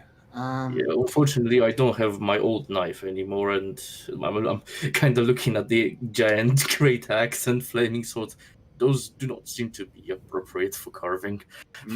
Yes, they don't seem to be very flexible tools. Do you need some? Now, I got this. I got 2. I have a basic dagger. It's a little double-edged. I have a different dagger, which only has a single edge, which I think might be what you're looking for. So you can kind of get the pressure behind it. I'll take the one he recommended, the second one. Okay, single edge dagger. Here you go. What are you thinking? I'll let you know in the morning. Okay. Whatever. Good night. I go back over to him. And Sleep. I'll basically like try and sit like near the entrance so I can have a look outside and like observe the dog running around and tracing, and at the same time I kind of try to work with the remainder of the wood I gathered and try to see if I can still remember how to carve. I would also like to take a moment to point out, now Dymek may or may be Arvio's child, but the entire group has just adopted him. Let's be real. Well, Philip, a little hard to look out. Fire is kind of tucked back into this cave here. So as you look out, you see darkness, but every once in a while you can kind of see your dog just kind of seems to be patrolling. Not a lot of work done. If you want to be on watch, then you would have to focus more on that. Or if you want to carve, then you wouldn't be so much on watch. No, I'm probably like keeping half attention to watching and half trying to remember how to do it. It's not as much of carving as it is just trying to remember how to do it properly again. Just whittling wood. Yeah, Yep. kinda. So with that, you kind of find yourself. Everything goes by uneventful, and you head over and wake Lex up. Yep. Lex, it is your turn for watch. All right. I'll kind of just I'll stay inside the cave, but look out, and then kind of keep some attention. Like I'll keep my sound attention towards the back to see if I can hear anything. But that's basically all I'm gonna do is just keep front, and then every now and then kind of glance back and see if I can hear anything in the back. All right, your night goes by pretty uneventful. At one point, you do hear something moving around outside, and all of a sudden you can see Philip's dog kind of just like stop and look at you, and then takes off. Okay, and then I'll go ahead and wake up Grim. All right, Grim, what do you do?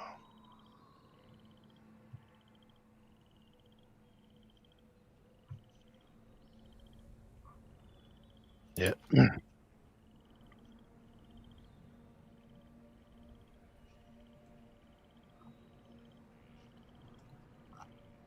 All right.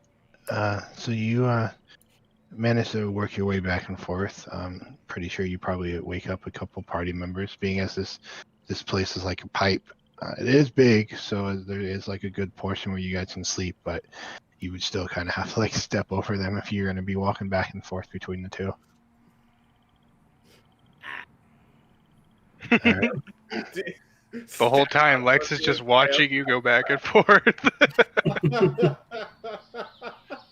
But your watch goes by uneventful, and eventually, as you kind of like standing there for a little bit, looking down this hole that this thing has made, you turn around and start heading back towards the mouth, and you can see the sky outside. It's starting to lighten up, and once more hear birds and things on the outside. The wind seems to be picking up now that the air is getting heated and rising up the side of the mountain again.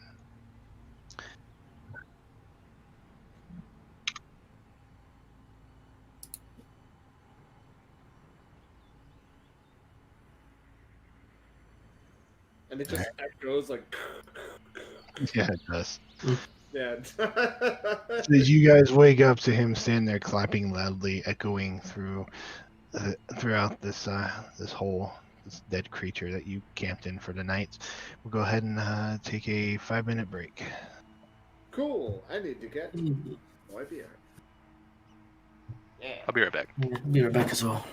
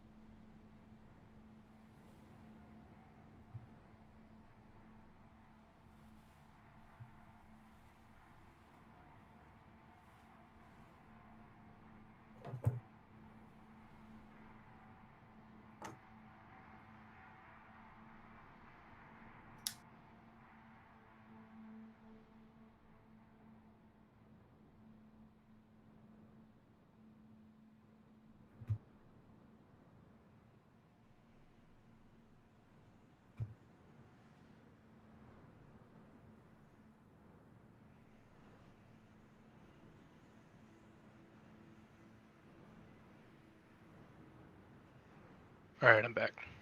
Nice.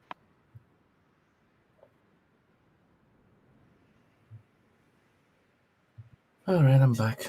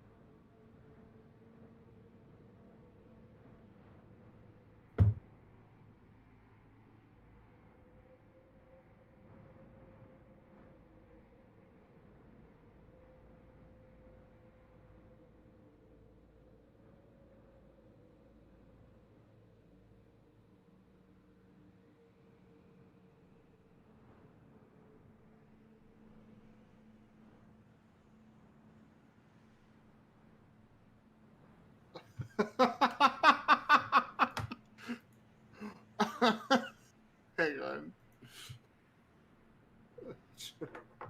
I'm just gonna post this.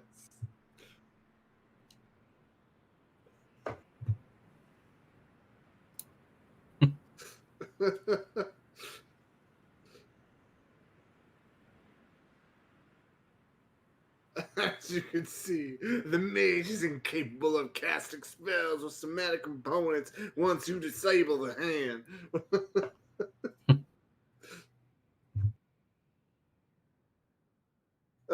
Hang on, can we get more?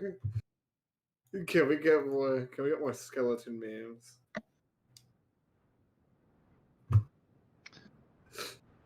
There's that RVO and Philip. I'm back, by the way. Mm-hmm. Yep. Alright. So continuing on, it is morning time as you are rudely awakened by Grim. What is rudely awakened when it's adventure? Really, it's polite if it's anything less than stabbing you awake. So, like, Well, to each their own. to each their own.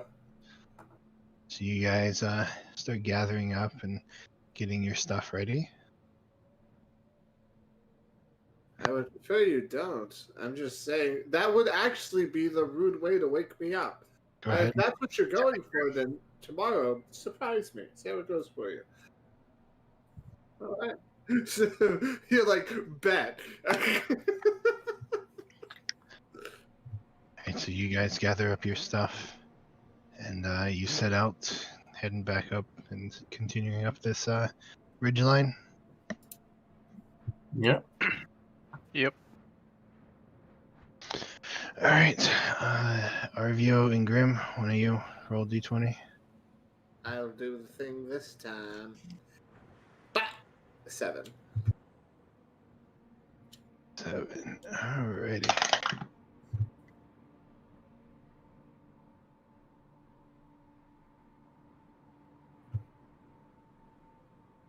I'm afraid.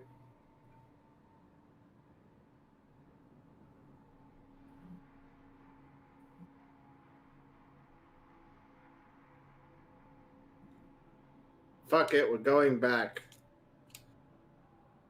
You see a sandstorm approaching. We're in the mountain. How did? Okay. Is it Wednesday already? Yes. Give me a second. Okay, so you guys. Nope, that's not what I wanted.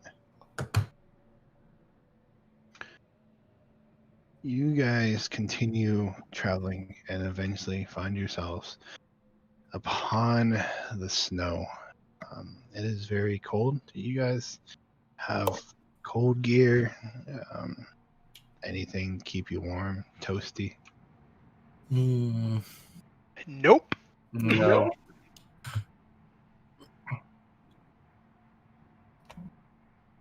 I got a cloak and that's it. I'd like to still think that Dymek is covered in 5 different quilts.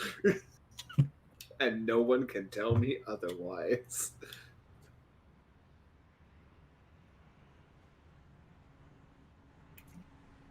So you guys continue going through, and you are going to all take 5 points of cold damage.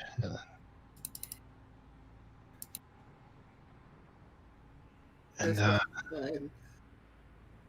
you guys are traveling through the snow. You eventually come to a point where you're making your way between some like rocks and along a cliff face. When anybody keeping a watch? Same. Weird. So go ahead and give me perception checks.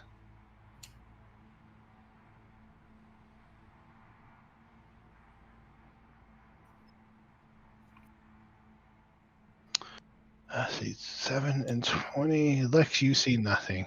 Grim, you're kind of standing there, you're watching out, when all of a sudden you see a couple of giant rocks just kind of start rolling down the side of the mountain. And you see this creature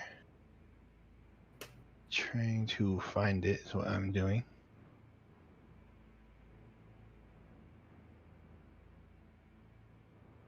It looks like a long blue serpent-like creature, but you notice it has 3 arms, and it was kind of just laying against the cliffside, and now you guys are like within 100 feet of it. It all of a sudden just starts running down the side of the cliff towards you, and you are the first one to see this.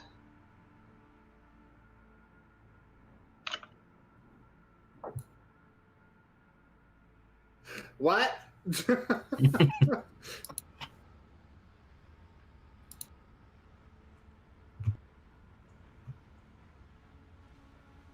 All right. Well, since nobody does anything, you guys all turn as this thing's running down. We have that option? Go ahead. Yeah, you guys traveling.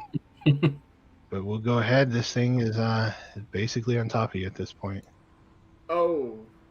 Would Arvio have had the time to like back up and like give a Mima like fly?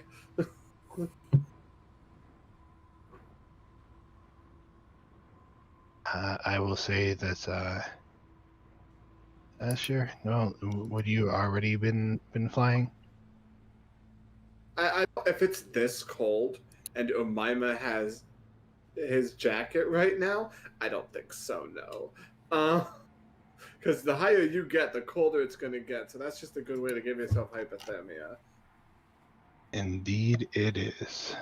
So I'm going to cast Fly on her so that she could take Dymek and just kind of like bounce while I take care of this. I also tell her to stay close to the ground just in case I get smacked. Because otherwise I'll lose concentration.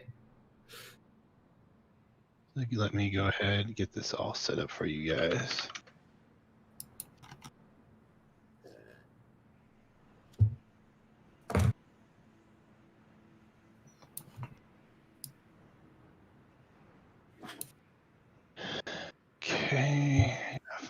tokens and move them over.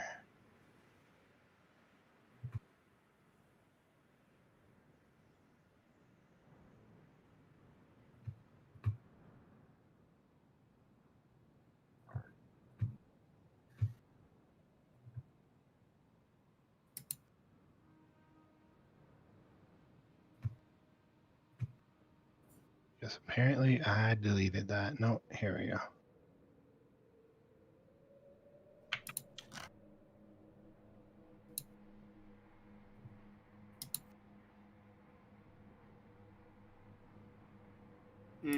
Silly snake indeed. All right, go ahead and give me initiatives. You guys can see everything, right? Mm-hmm. Yeah. Should I ask them to march in order beforehand? You guys are kind of traveling like this through the snow. You guys are traveling south.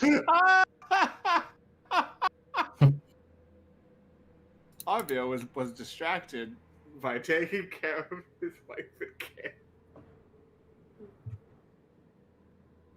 It is right there. It is running towards you guys.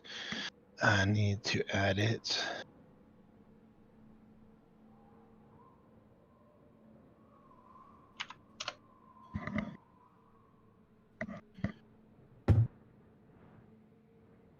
All right, Philip, you hear shouting. It is your turn. Yeah, do you want my dog to go on my turn, or should I roll for him as well? You can go on your turn. You currently has a Okay. child sitting on the back of it, though. Oh, I thought they already flew away. Yeah, as long as they're nearby him, that's fine. But once they flew away, then he would join the the battle, I suppose. So I can see it now. Yeah, it is within within my sight. Yeah, it's right there. Mm-hmm. That's 5, 10, 15, 20, 25, 30. Yeah, I should be able to reach him then, if it's 5 aside. So I'll move up. It's 30, 35 here. This difficult terrain, by the way. Oh, is it? Okay, then. In that case. That was just something I wanted to ask. Yeah, it is. You guys are Okay. trudging through snow. Okay. In that case, I won't move that far. I'll just move here for now. And I'll set my sword on fire with the bonus action, and that will be it for now. Right. That will bring us to you, Grim.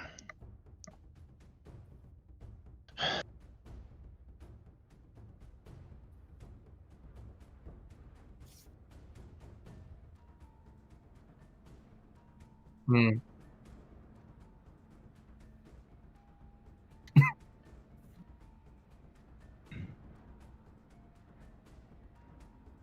Hmm.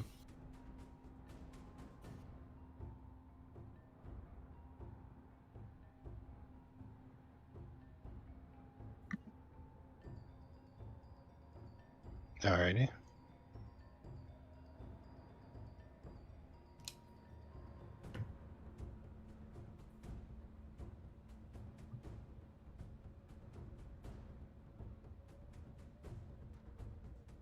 Alright. Ava is going to just pull out and shoot at the thing. And will miss it. Actually hits it, but hits its like scaly hide and bounces off. Lex, it is your turn. I will move here. Bonus action, go into a frenzy rage, and then I will pull out a javelin and throw it at it. Alright, go for it. 24 roll it. 6 points of damage. Nope, doesn't count. It's only melee. Yep. Alright, and it was gonna happen before on Ava's turn. But they're going to head back this way. Mushin is going to like follow to guard them, even though they're flying. And Zilmorn, jeez, guess Zilmorn will attack.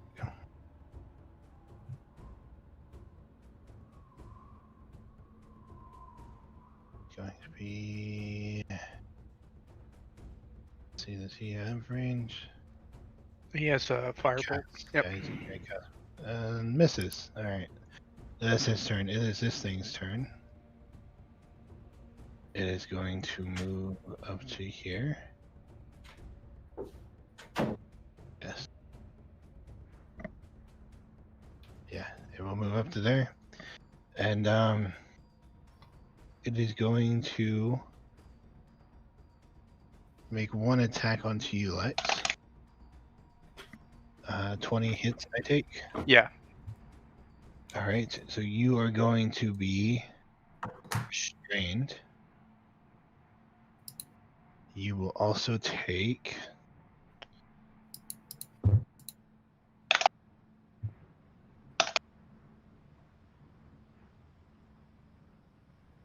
You will take 21 points of bludgeoning damage. Half to what? So 11? 10. 10. And then you will take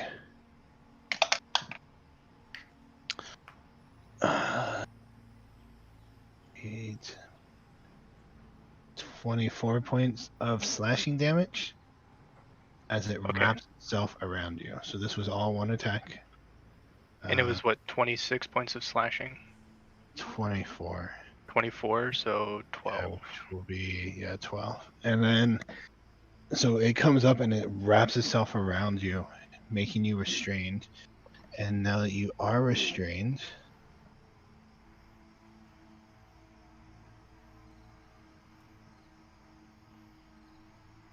well, you're grappled. Okay. It is going to attempt to bite you.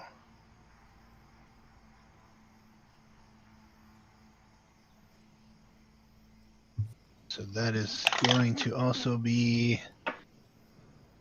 let's see, plus 10, so 12 misses, I take it. Yes.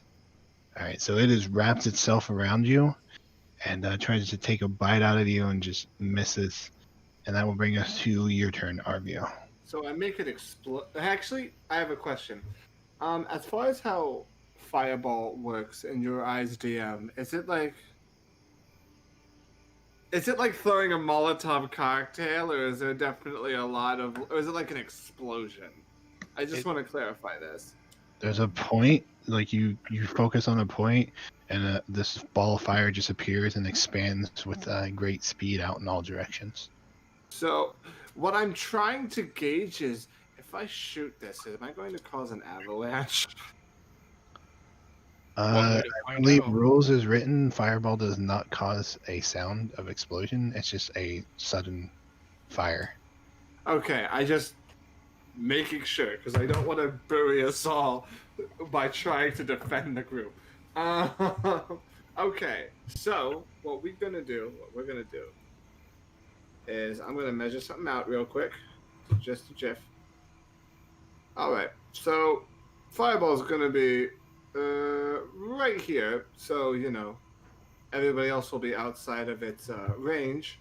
Lex is grappled by it, so he's technically in the same range as it is, or in the same spot as. You can have it elevated too, correct, DM, for that? So he can make it where it doesn't hit me. That's a good idea. Can I elevate it? Being grappled, you are going to get hit by it. Alright. Okay, that's a little strange because it technically takes up 9 spaces and he only takes up 1. But okay, let's try. I'm wrapped around him, or he's wrapped around me. Okay, well, let me try something else. Please, I apologize. Give me one moment, because I don't want to hit him.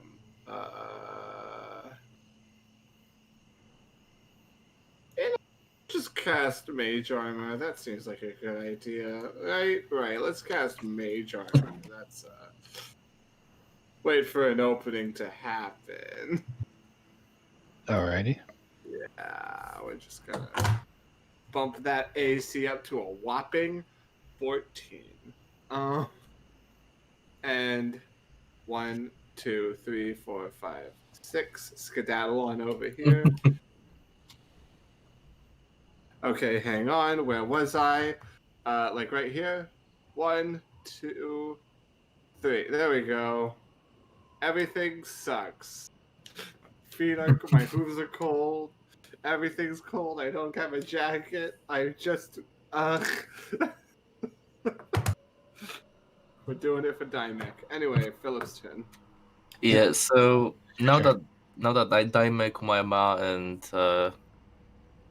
oh my god, Mushin? Yeah, Mushin are out of danger zone. And my dog was around here, was it? Somewhere here.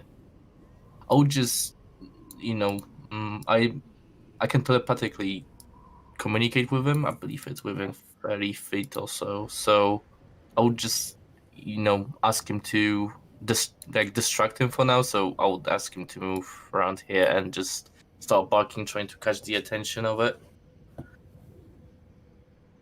Whereas I would then move here and go for 2 strikes, see how it goes. Oh my goodness. Ow. That will miss. Mm.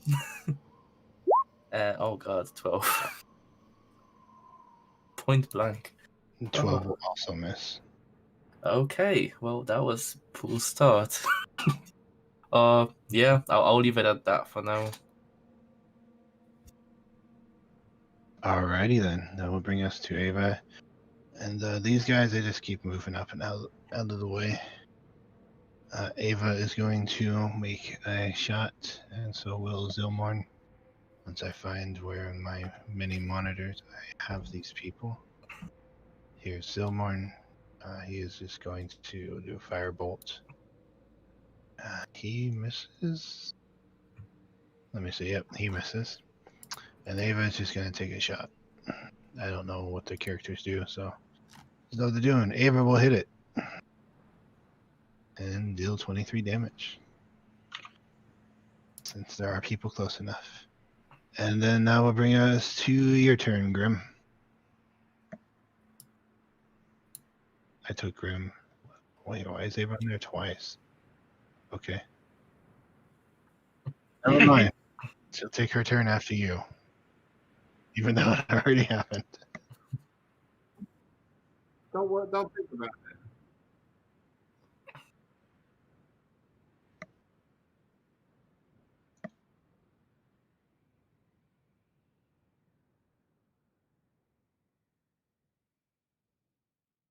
All right.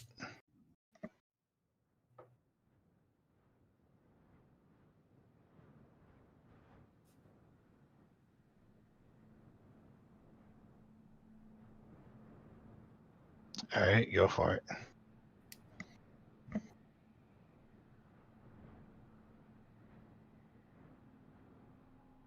It's just a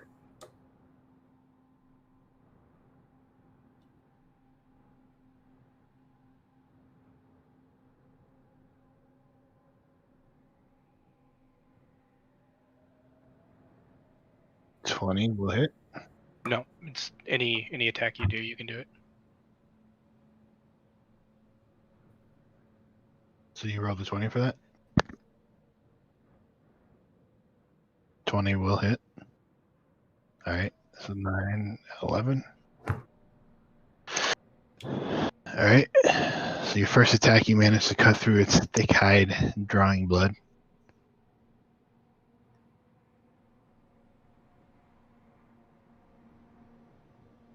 Yep, 11 will miss.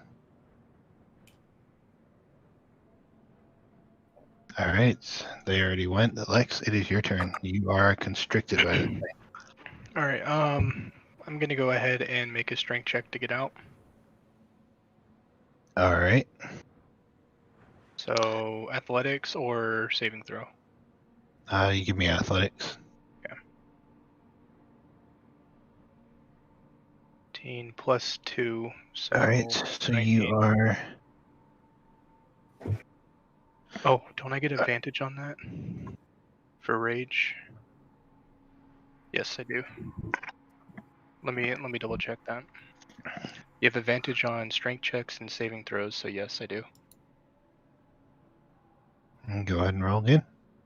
So 19. So yeah, no, 9. So 17's the highest. You pry yourself out of this thing's grasp. That will be your action to do that, though. Okay, for my bonus action, I will attack because of Frenzy Rage. I get a bonus action to do so. Go for it. And I will go Reckless. Great Webmaster, too. So, that's up, that's up. Advantage. 13 to hit. 13 will miss. Okay. All right, so you manage to pry yourself out of this, and taking last moment, you swing at it and just swing wide after kind of exhausting yourself. You do anything else? No, that's it. Okay. It is its turn. Seeing how you were the last person to hit it, it is going to attempt to take a bite onto you, Grim.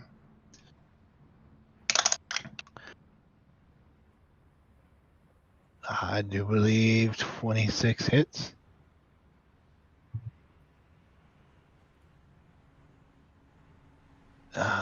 Okay. You have advantage on him, too, by the way. Did that wrong.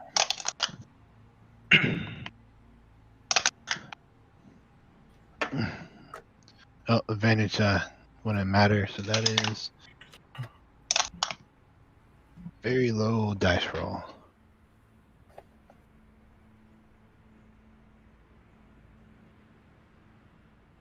You will take, let's see, and halved, you will take 5 points of piercing damage as it bites into you.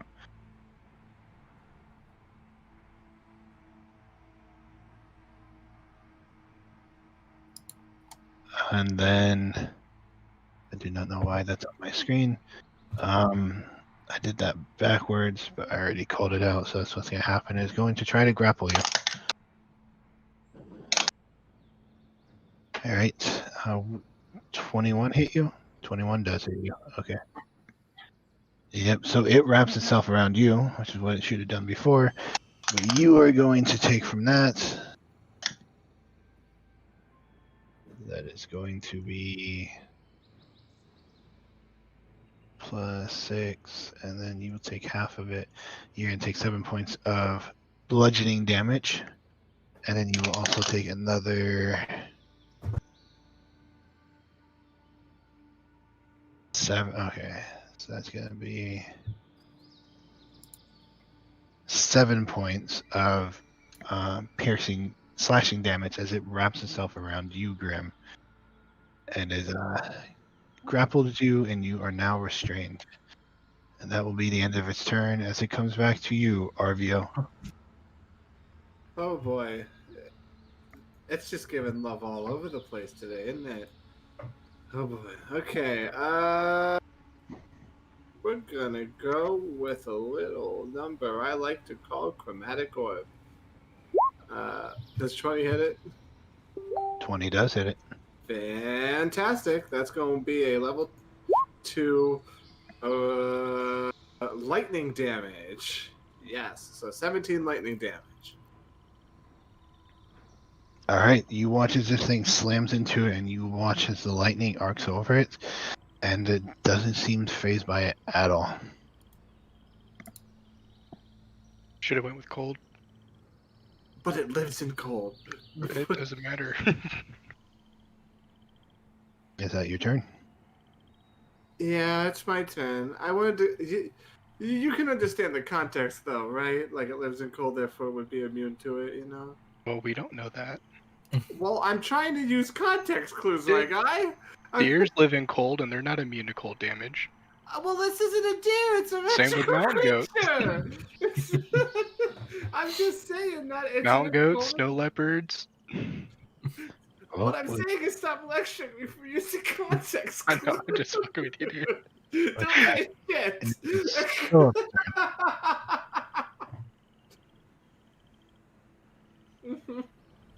it is your turn, Philip. Yeah, First of all, I'll tell my dog to attack, so he'll just move the remaining space up to it, and he's gonna go for a bite, which is 1d20 plus 3, so 14. Well missed. Okay, fair enough. So Good he goes attempt. up there and sees this massive creature and is just not sure how to bite it. He's a brave little boy. He'll try again. He tries, but he just doesn't find a good place to latch on. Will 23 do? 23 will hit. All right, and I'll apply Divine Smite to it. All right. All right, so that's gonna be 15 plus what was it? Hold on. 2d8.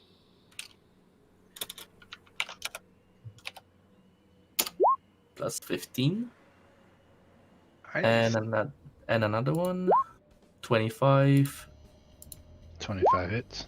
and 19. So that's a nice chunk. Indeed it is. And is that your turn? Yep, it is. All right. Then that will bring us to you, Grim.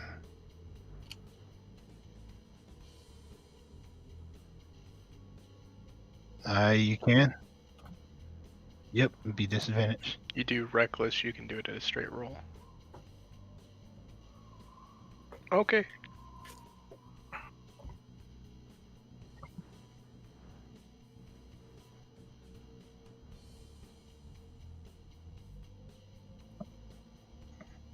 All right. Go for it. 24 hits.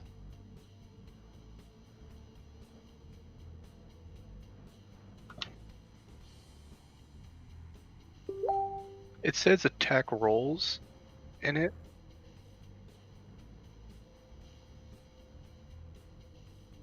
And yes, it is your first. Yep, just first. So I've been doing that wrong.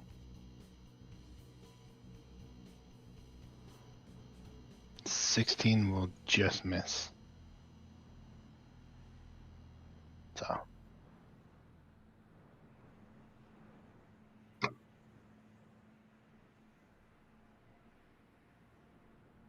Yep. Go for it.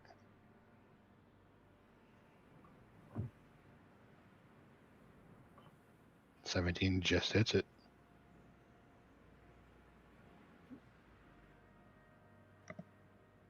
All right.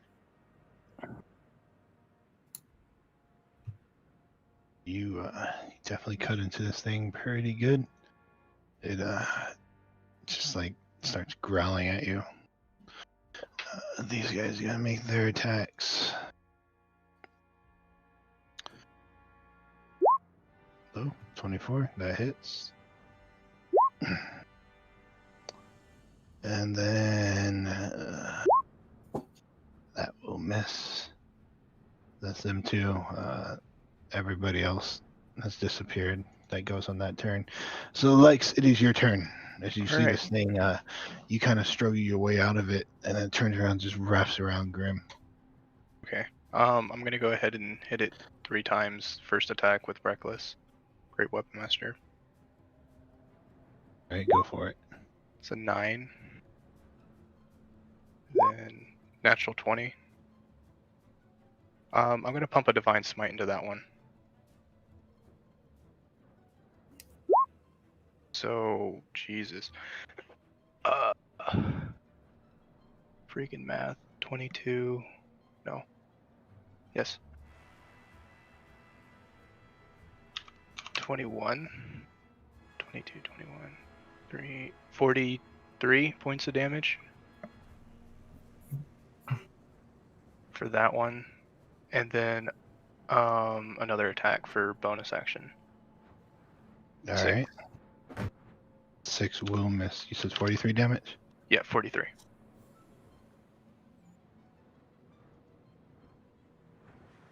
Yeah. Okay.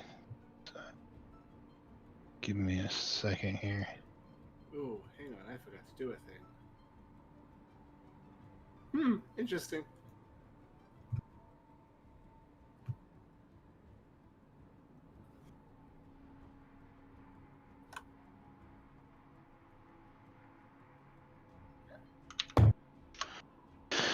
All right. Is that your turn? Sorry, I was just Uh, figuring something out. Yes. Okay. So that will then make it its turn. It is going to try to bite you, Grim. Having advantage on it.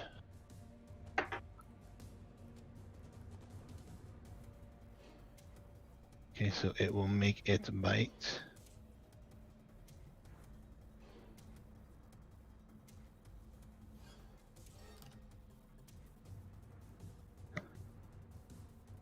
Okay, so you are going to take. I'm just reading fully what this does because fun stuff's about to happen.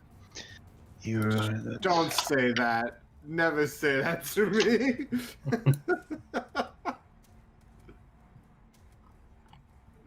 I mean, it's true, but I give a damn about you, so it's still bad. No! So you are going to take 8 points of piercing damage. And then you all watch as this thing has Grim wrapped up and it bends over and just chomps on Grim, kind of in the midsection, just biting into him. You can see blood running out, and it tilts its head back up, holding Grim, opens his mouth up, and kind of lurches forward as Grim's body slides down into its mouth, and then Grim disappears into its gullet. Grim, you are horrified as you are all of a sudden everything is just encased in darkness, and you can feel the teeth of this thing just biting into you, and then all of a sudden you feel yourself sliding down its throat into its stomach as it has now swallowed you. And that's all it does on its turn. So Arvio, it is your turn. So Arvio watches this after his lightning attack didn't do anything. Just watches him get eaten whole.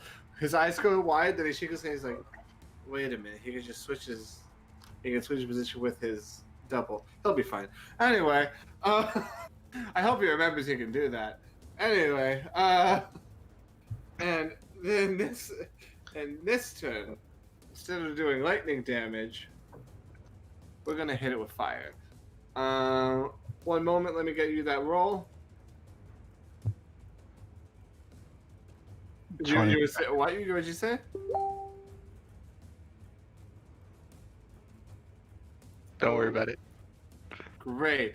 Anyway, I roll a 24 fire damage. All right. You watch as that orb hits into it.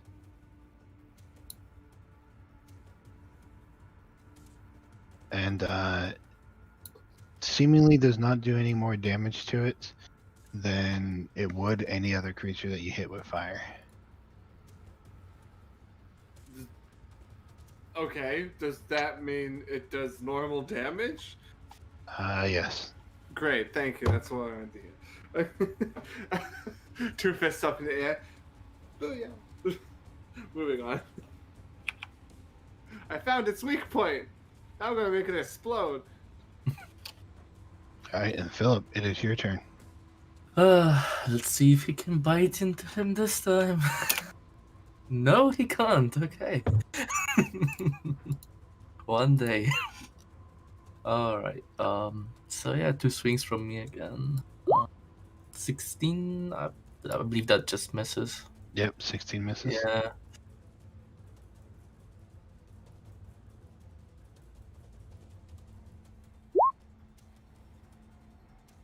It's just in a The different horrified look. position, in a different timeline.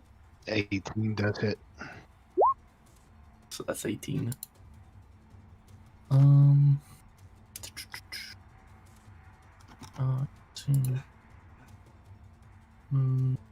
Okay, no bonus actions now.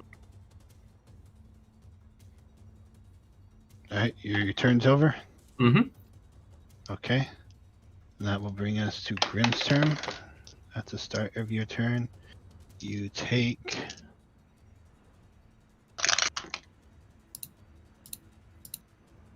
I gotta add all these dice up.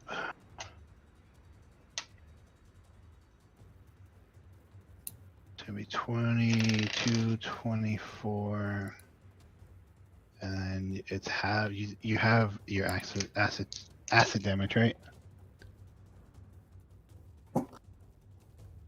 Okay, Yep. so you will take 12 points of acid damage as this thing, the acid is burning into you. It is your turn.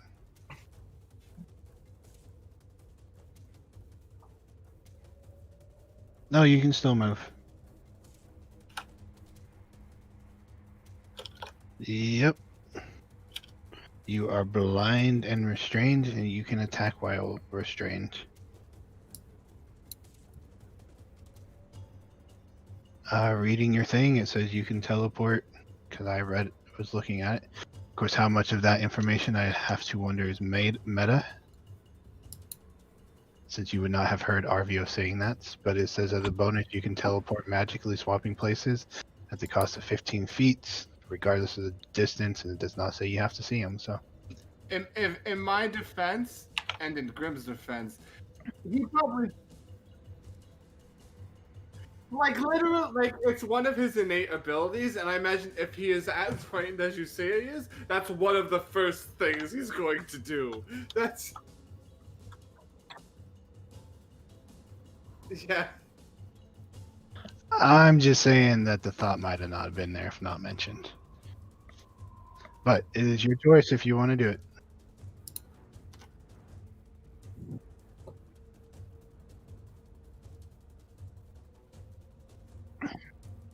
Okay, so you swap places.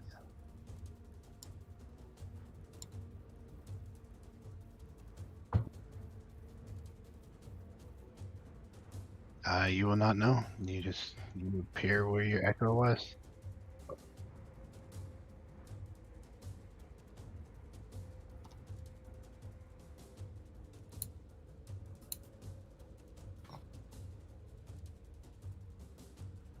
All right, go for it. 26 will hit.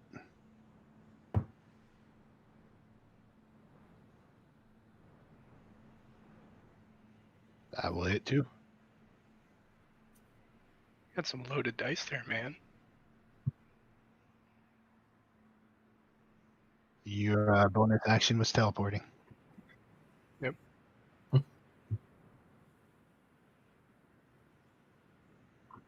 Okay.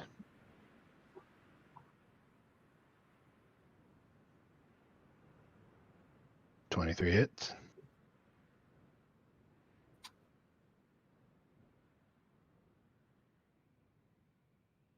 Nine will miss. All right, is that your turn? All right, so for but a brief moment, you are horrified as you are swallowed whole by this thing. But then you teleport out, find yourself trading places with your echo. Whatever happened to your echo is unbeknownst to you, but ooh, Ava's going to take a shot. And then Wow. Okay. So Ava nukes it from orbit. then we are going to get. Okay, we're gonna so.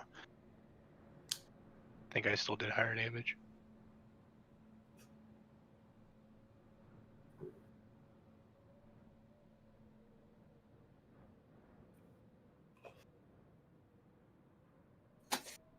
All right, so that is their turn, and it is now bloodied.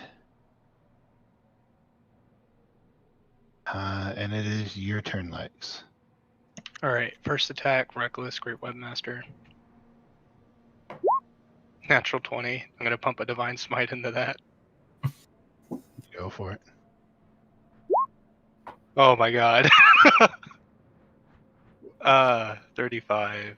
How do you want to do this? 20. Hold on. Beth, 27, 35. 62. 62?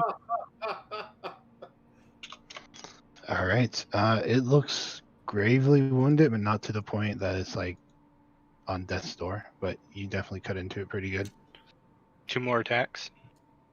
Go for it. 9 and a 10.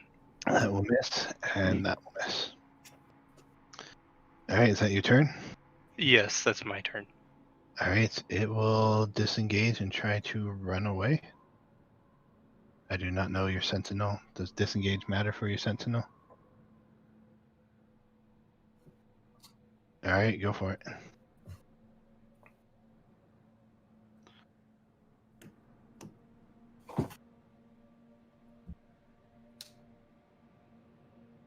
All right, you will indeed hit it, dealing 14. All right, looking even worse, but it is still alive. Not being able to run away like it was wanting to, is going to move 1 here. Can I still hit it? Yeah. Any way I can make this great weapon master with it, or no? Nope. All right. You just get an attack of opportunity. The 12. 12 miss. Okay, it is going to look at you there, Grim, and you see what looks to be desperation. Oh wait, sorry, that's not a 12. I rolled the wrong one. Add 5 to that, so 17. Oh, 17 would indeed hit. Yeah, sorry. Take out the 10, so 13 plus 2, 15 points of damage. 15. All right. Yes. Now, you want to make your dog do attack of opportunity there, Philip? Oh yeah, I forgot about it. Okay. No, it's not gonna happen. Oh wow. Let's see. It is going to move here. So you want to take attack of opportunity, Philip? All right. 23. 23 will hit. So 8, 17. 17. How do you want to do this? Murder him. Kill him. I would attempt to like. How thick is it? It is pretty thick. Dummy thick, you would say. I'll attempt to cut off his jaw, like aiming for the head and kind of cutting off the lower part of jaw if possible.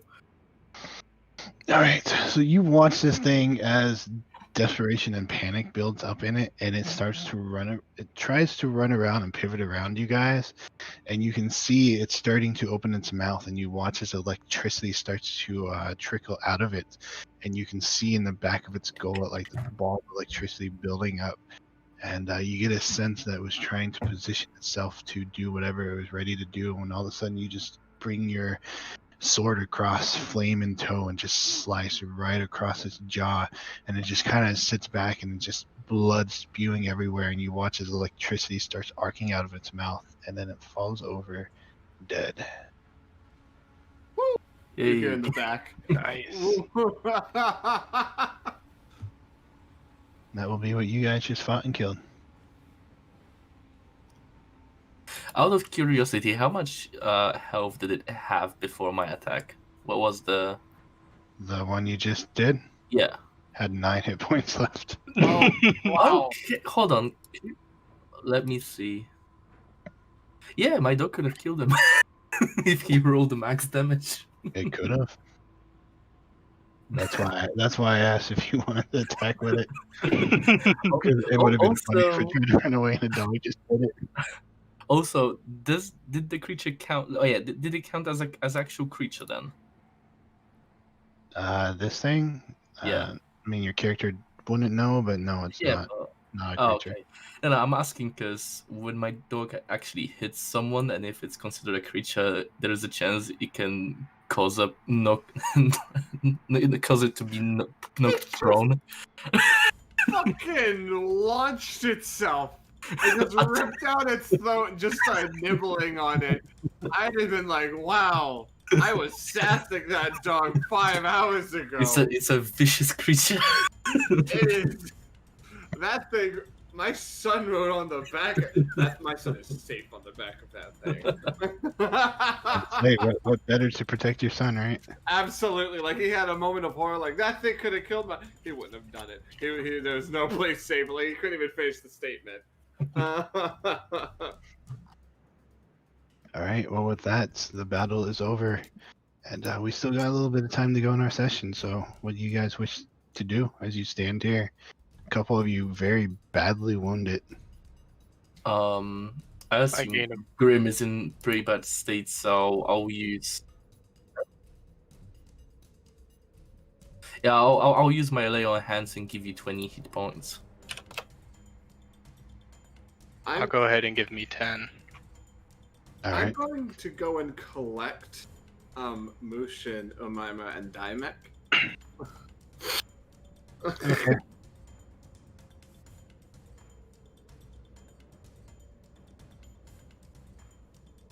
They're pretty good size. Like the bigger ones in the front probably be about as long as your forearms, and the ones in the back about as big as your hand. Yeah, there's none that's gonna be like really small, but like the one size of your hand, you can yank those off. I'm gonna go ahead and take the big ones. All right. You kind of like go in the way they went. You see them kind of off RVO. You see Demek and them. They're floating up in the air and they're kind of back. And you see Mushin just kind of standing there with his sword out. And he kind of looking back at them. And he turns around. He's getting ready for something to come over and attack it. And when he sees you, he's like, "Is everything okay?" The thing is dead, yes. He will sheath his sword and just nod to you and start walking back towards No, the no, rest no, no, no. You stay here. Umaima and Dimek. Why don't you just go on with the rest of the group? I want to talk to Mushin real quick.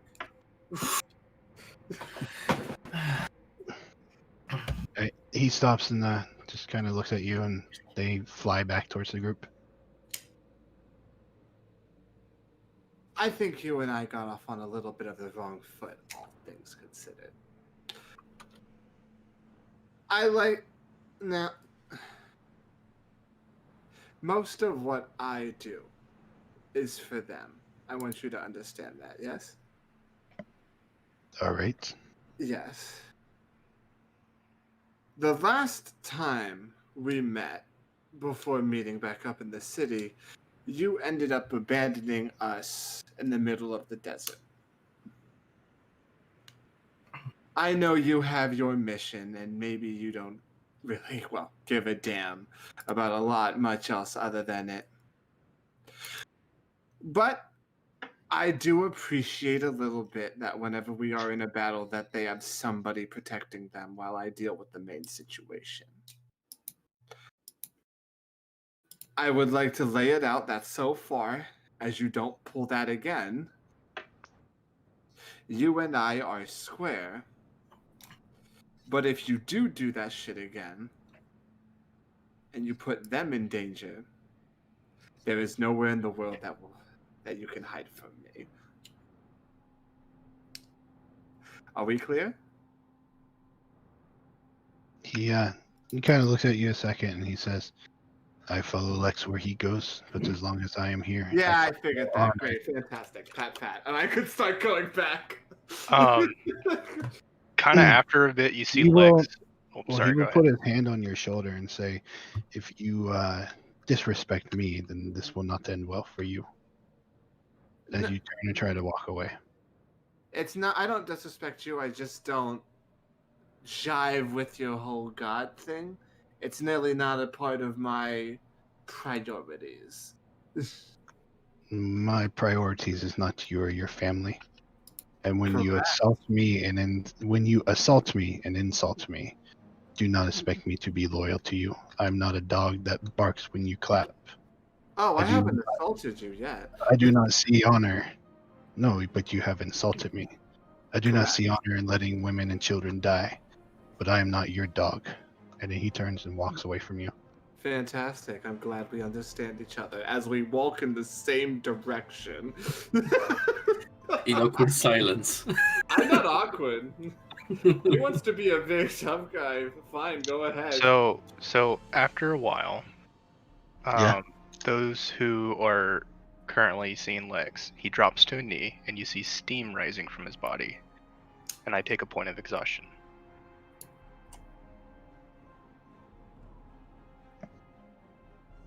All right. So you guys are eventually all gathered back up. The two of you pulling teeth, literally. Correct.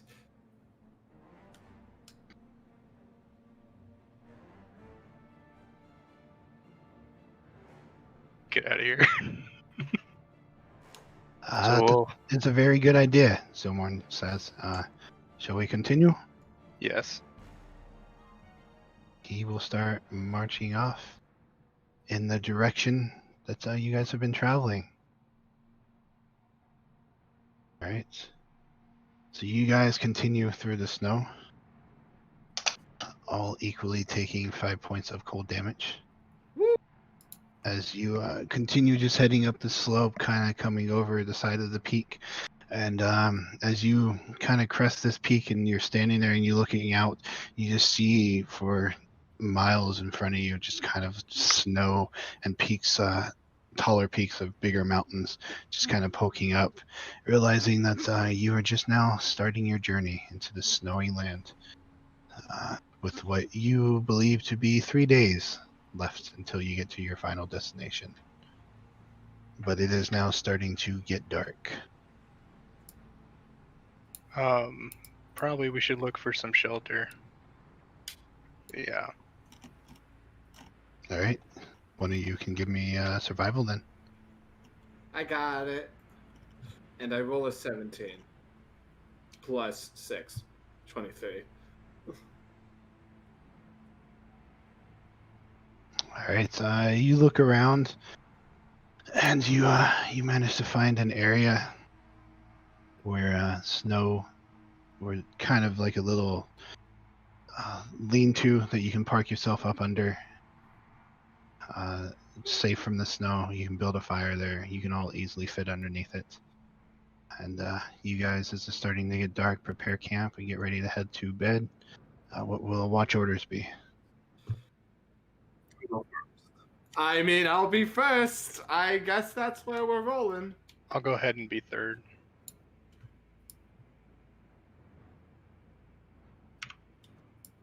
All right. And who will be second?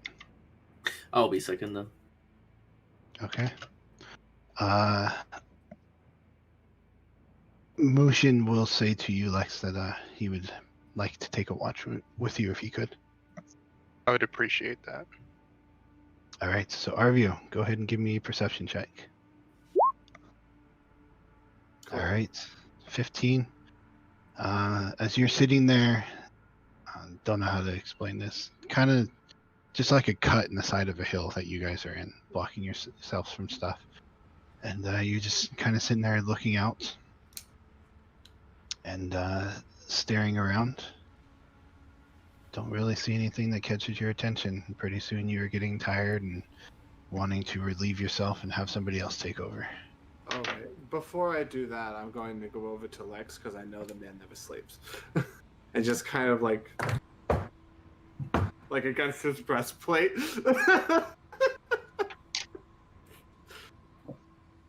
Which is to say, knock on it if you didn't hear it. Which you might not have. Which is Yeah, I just don't respond. Lex, may I speak with you? Still not responding.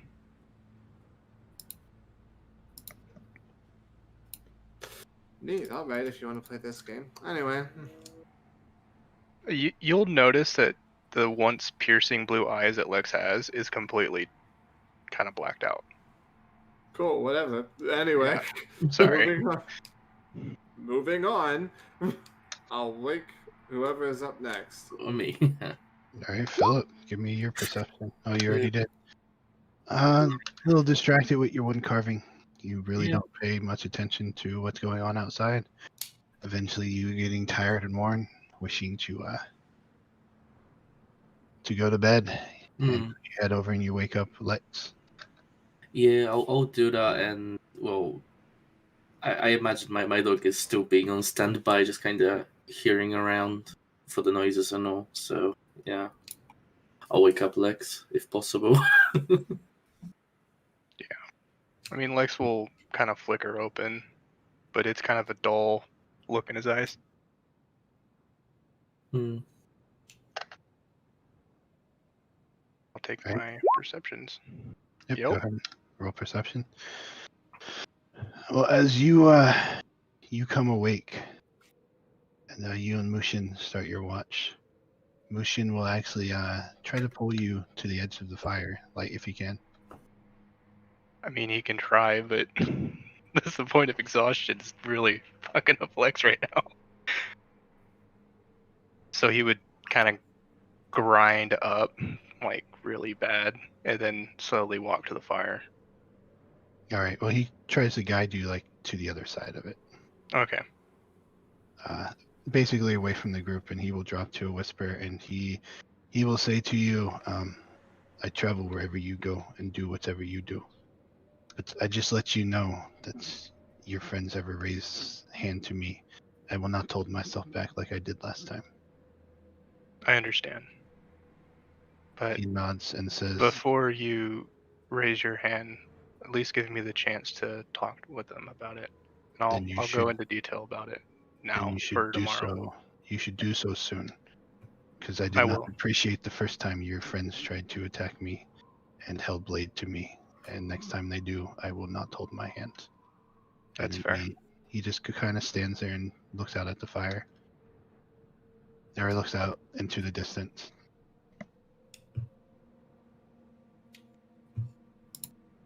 You eventually find yourself asleep, and Grim, you are shaken awake, Mushin, and he says, "It is your turn."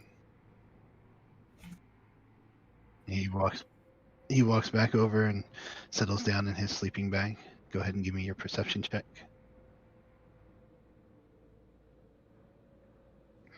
All right.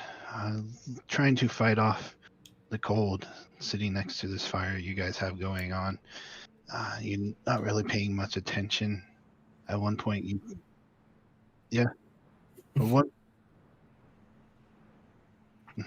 one point you think you hear something. You kind of look over and don't really see anything there. But outside of that, the sun is starting to rise, and you start to wake people up. And we will go ahead and end the session there. As you guys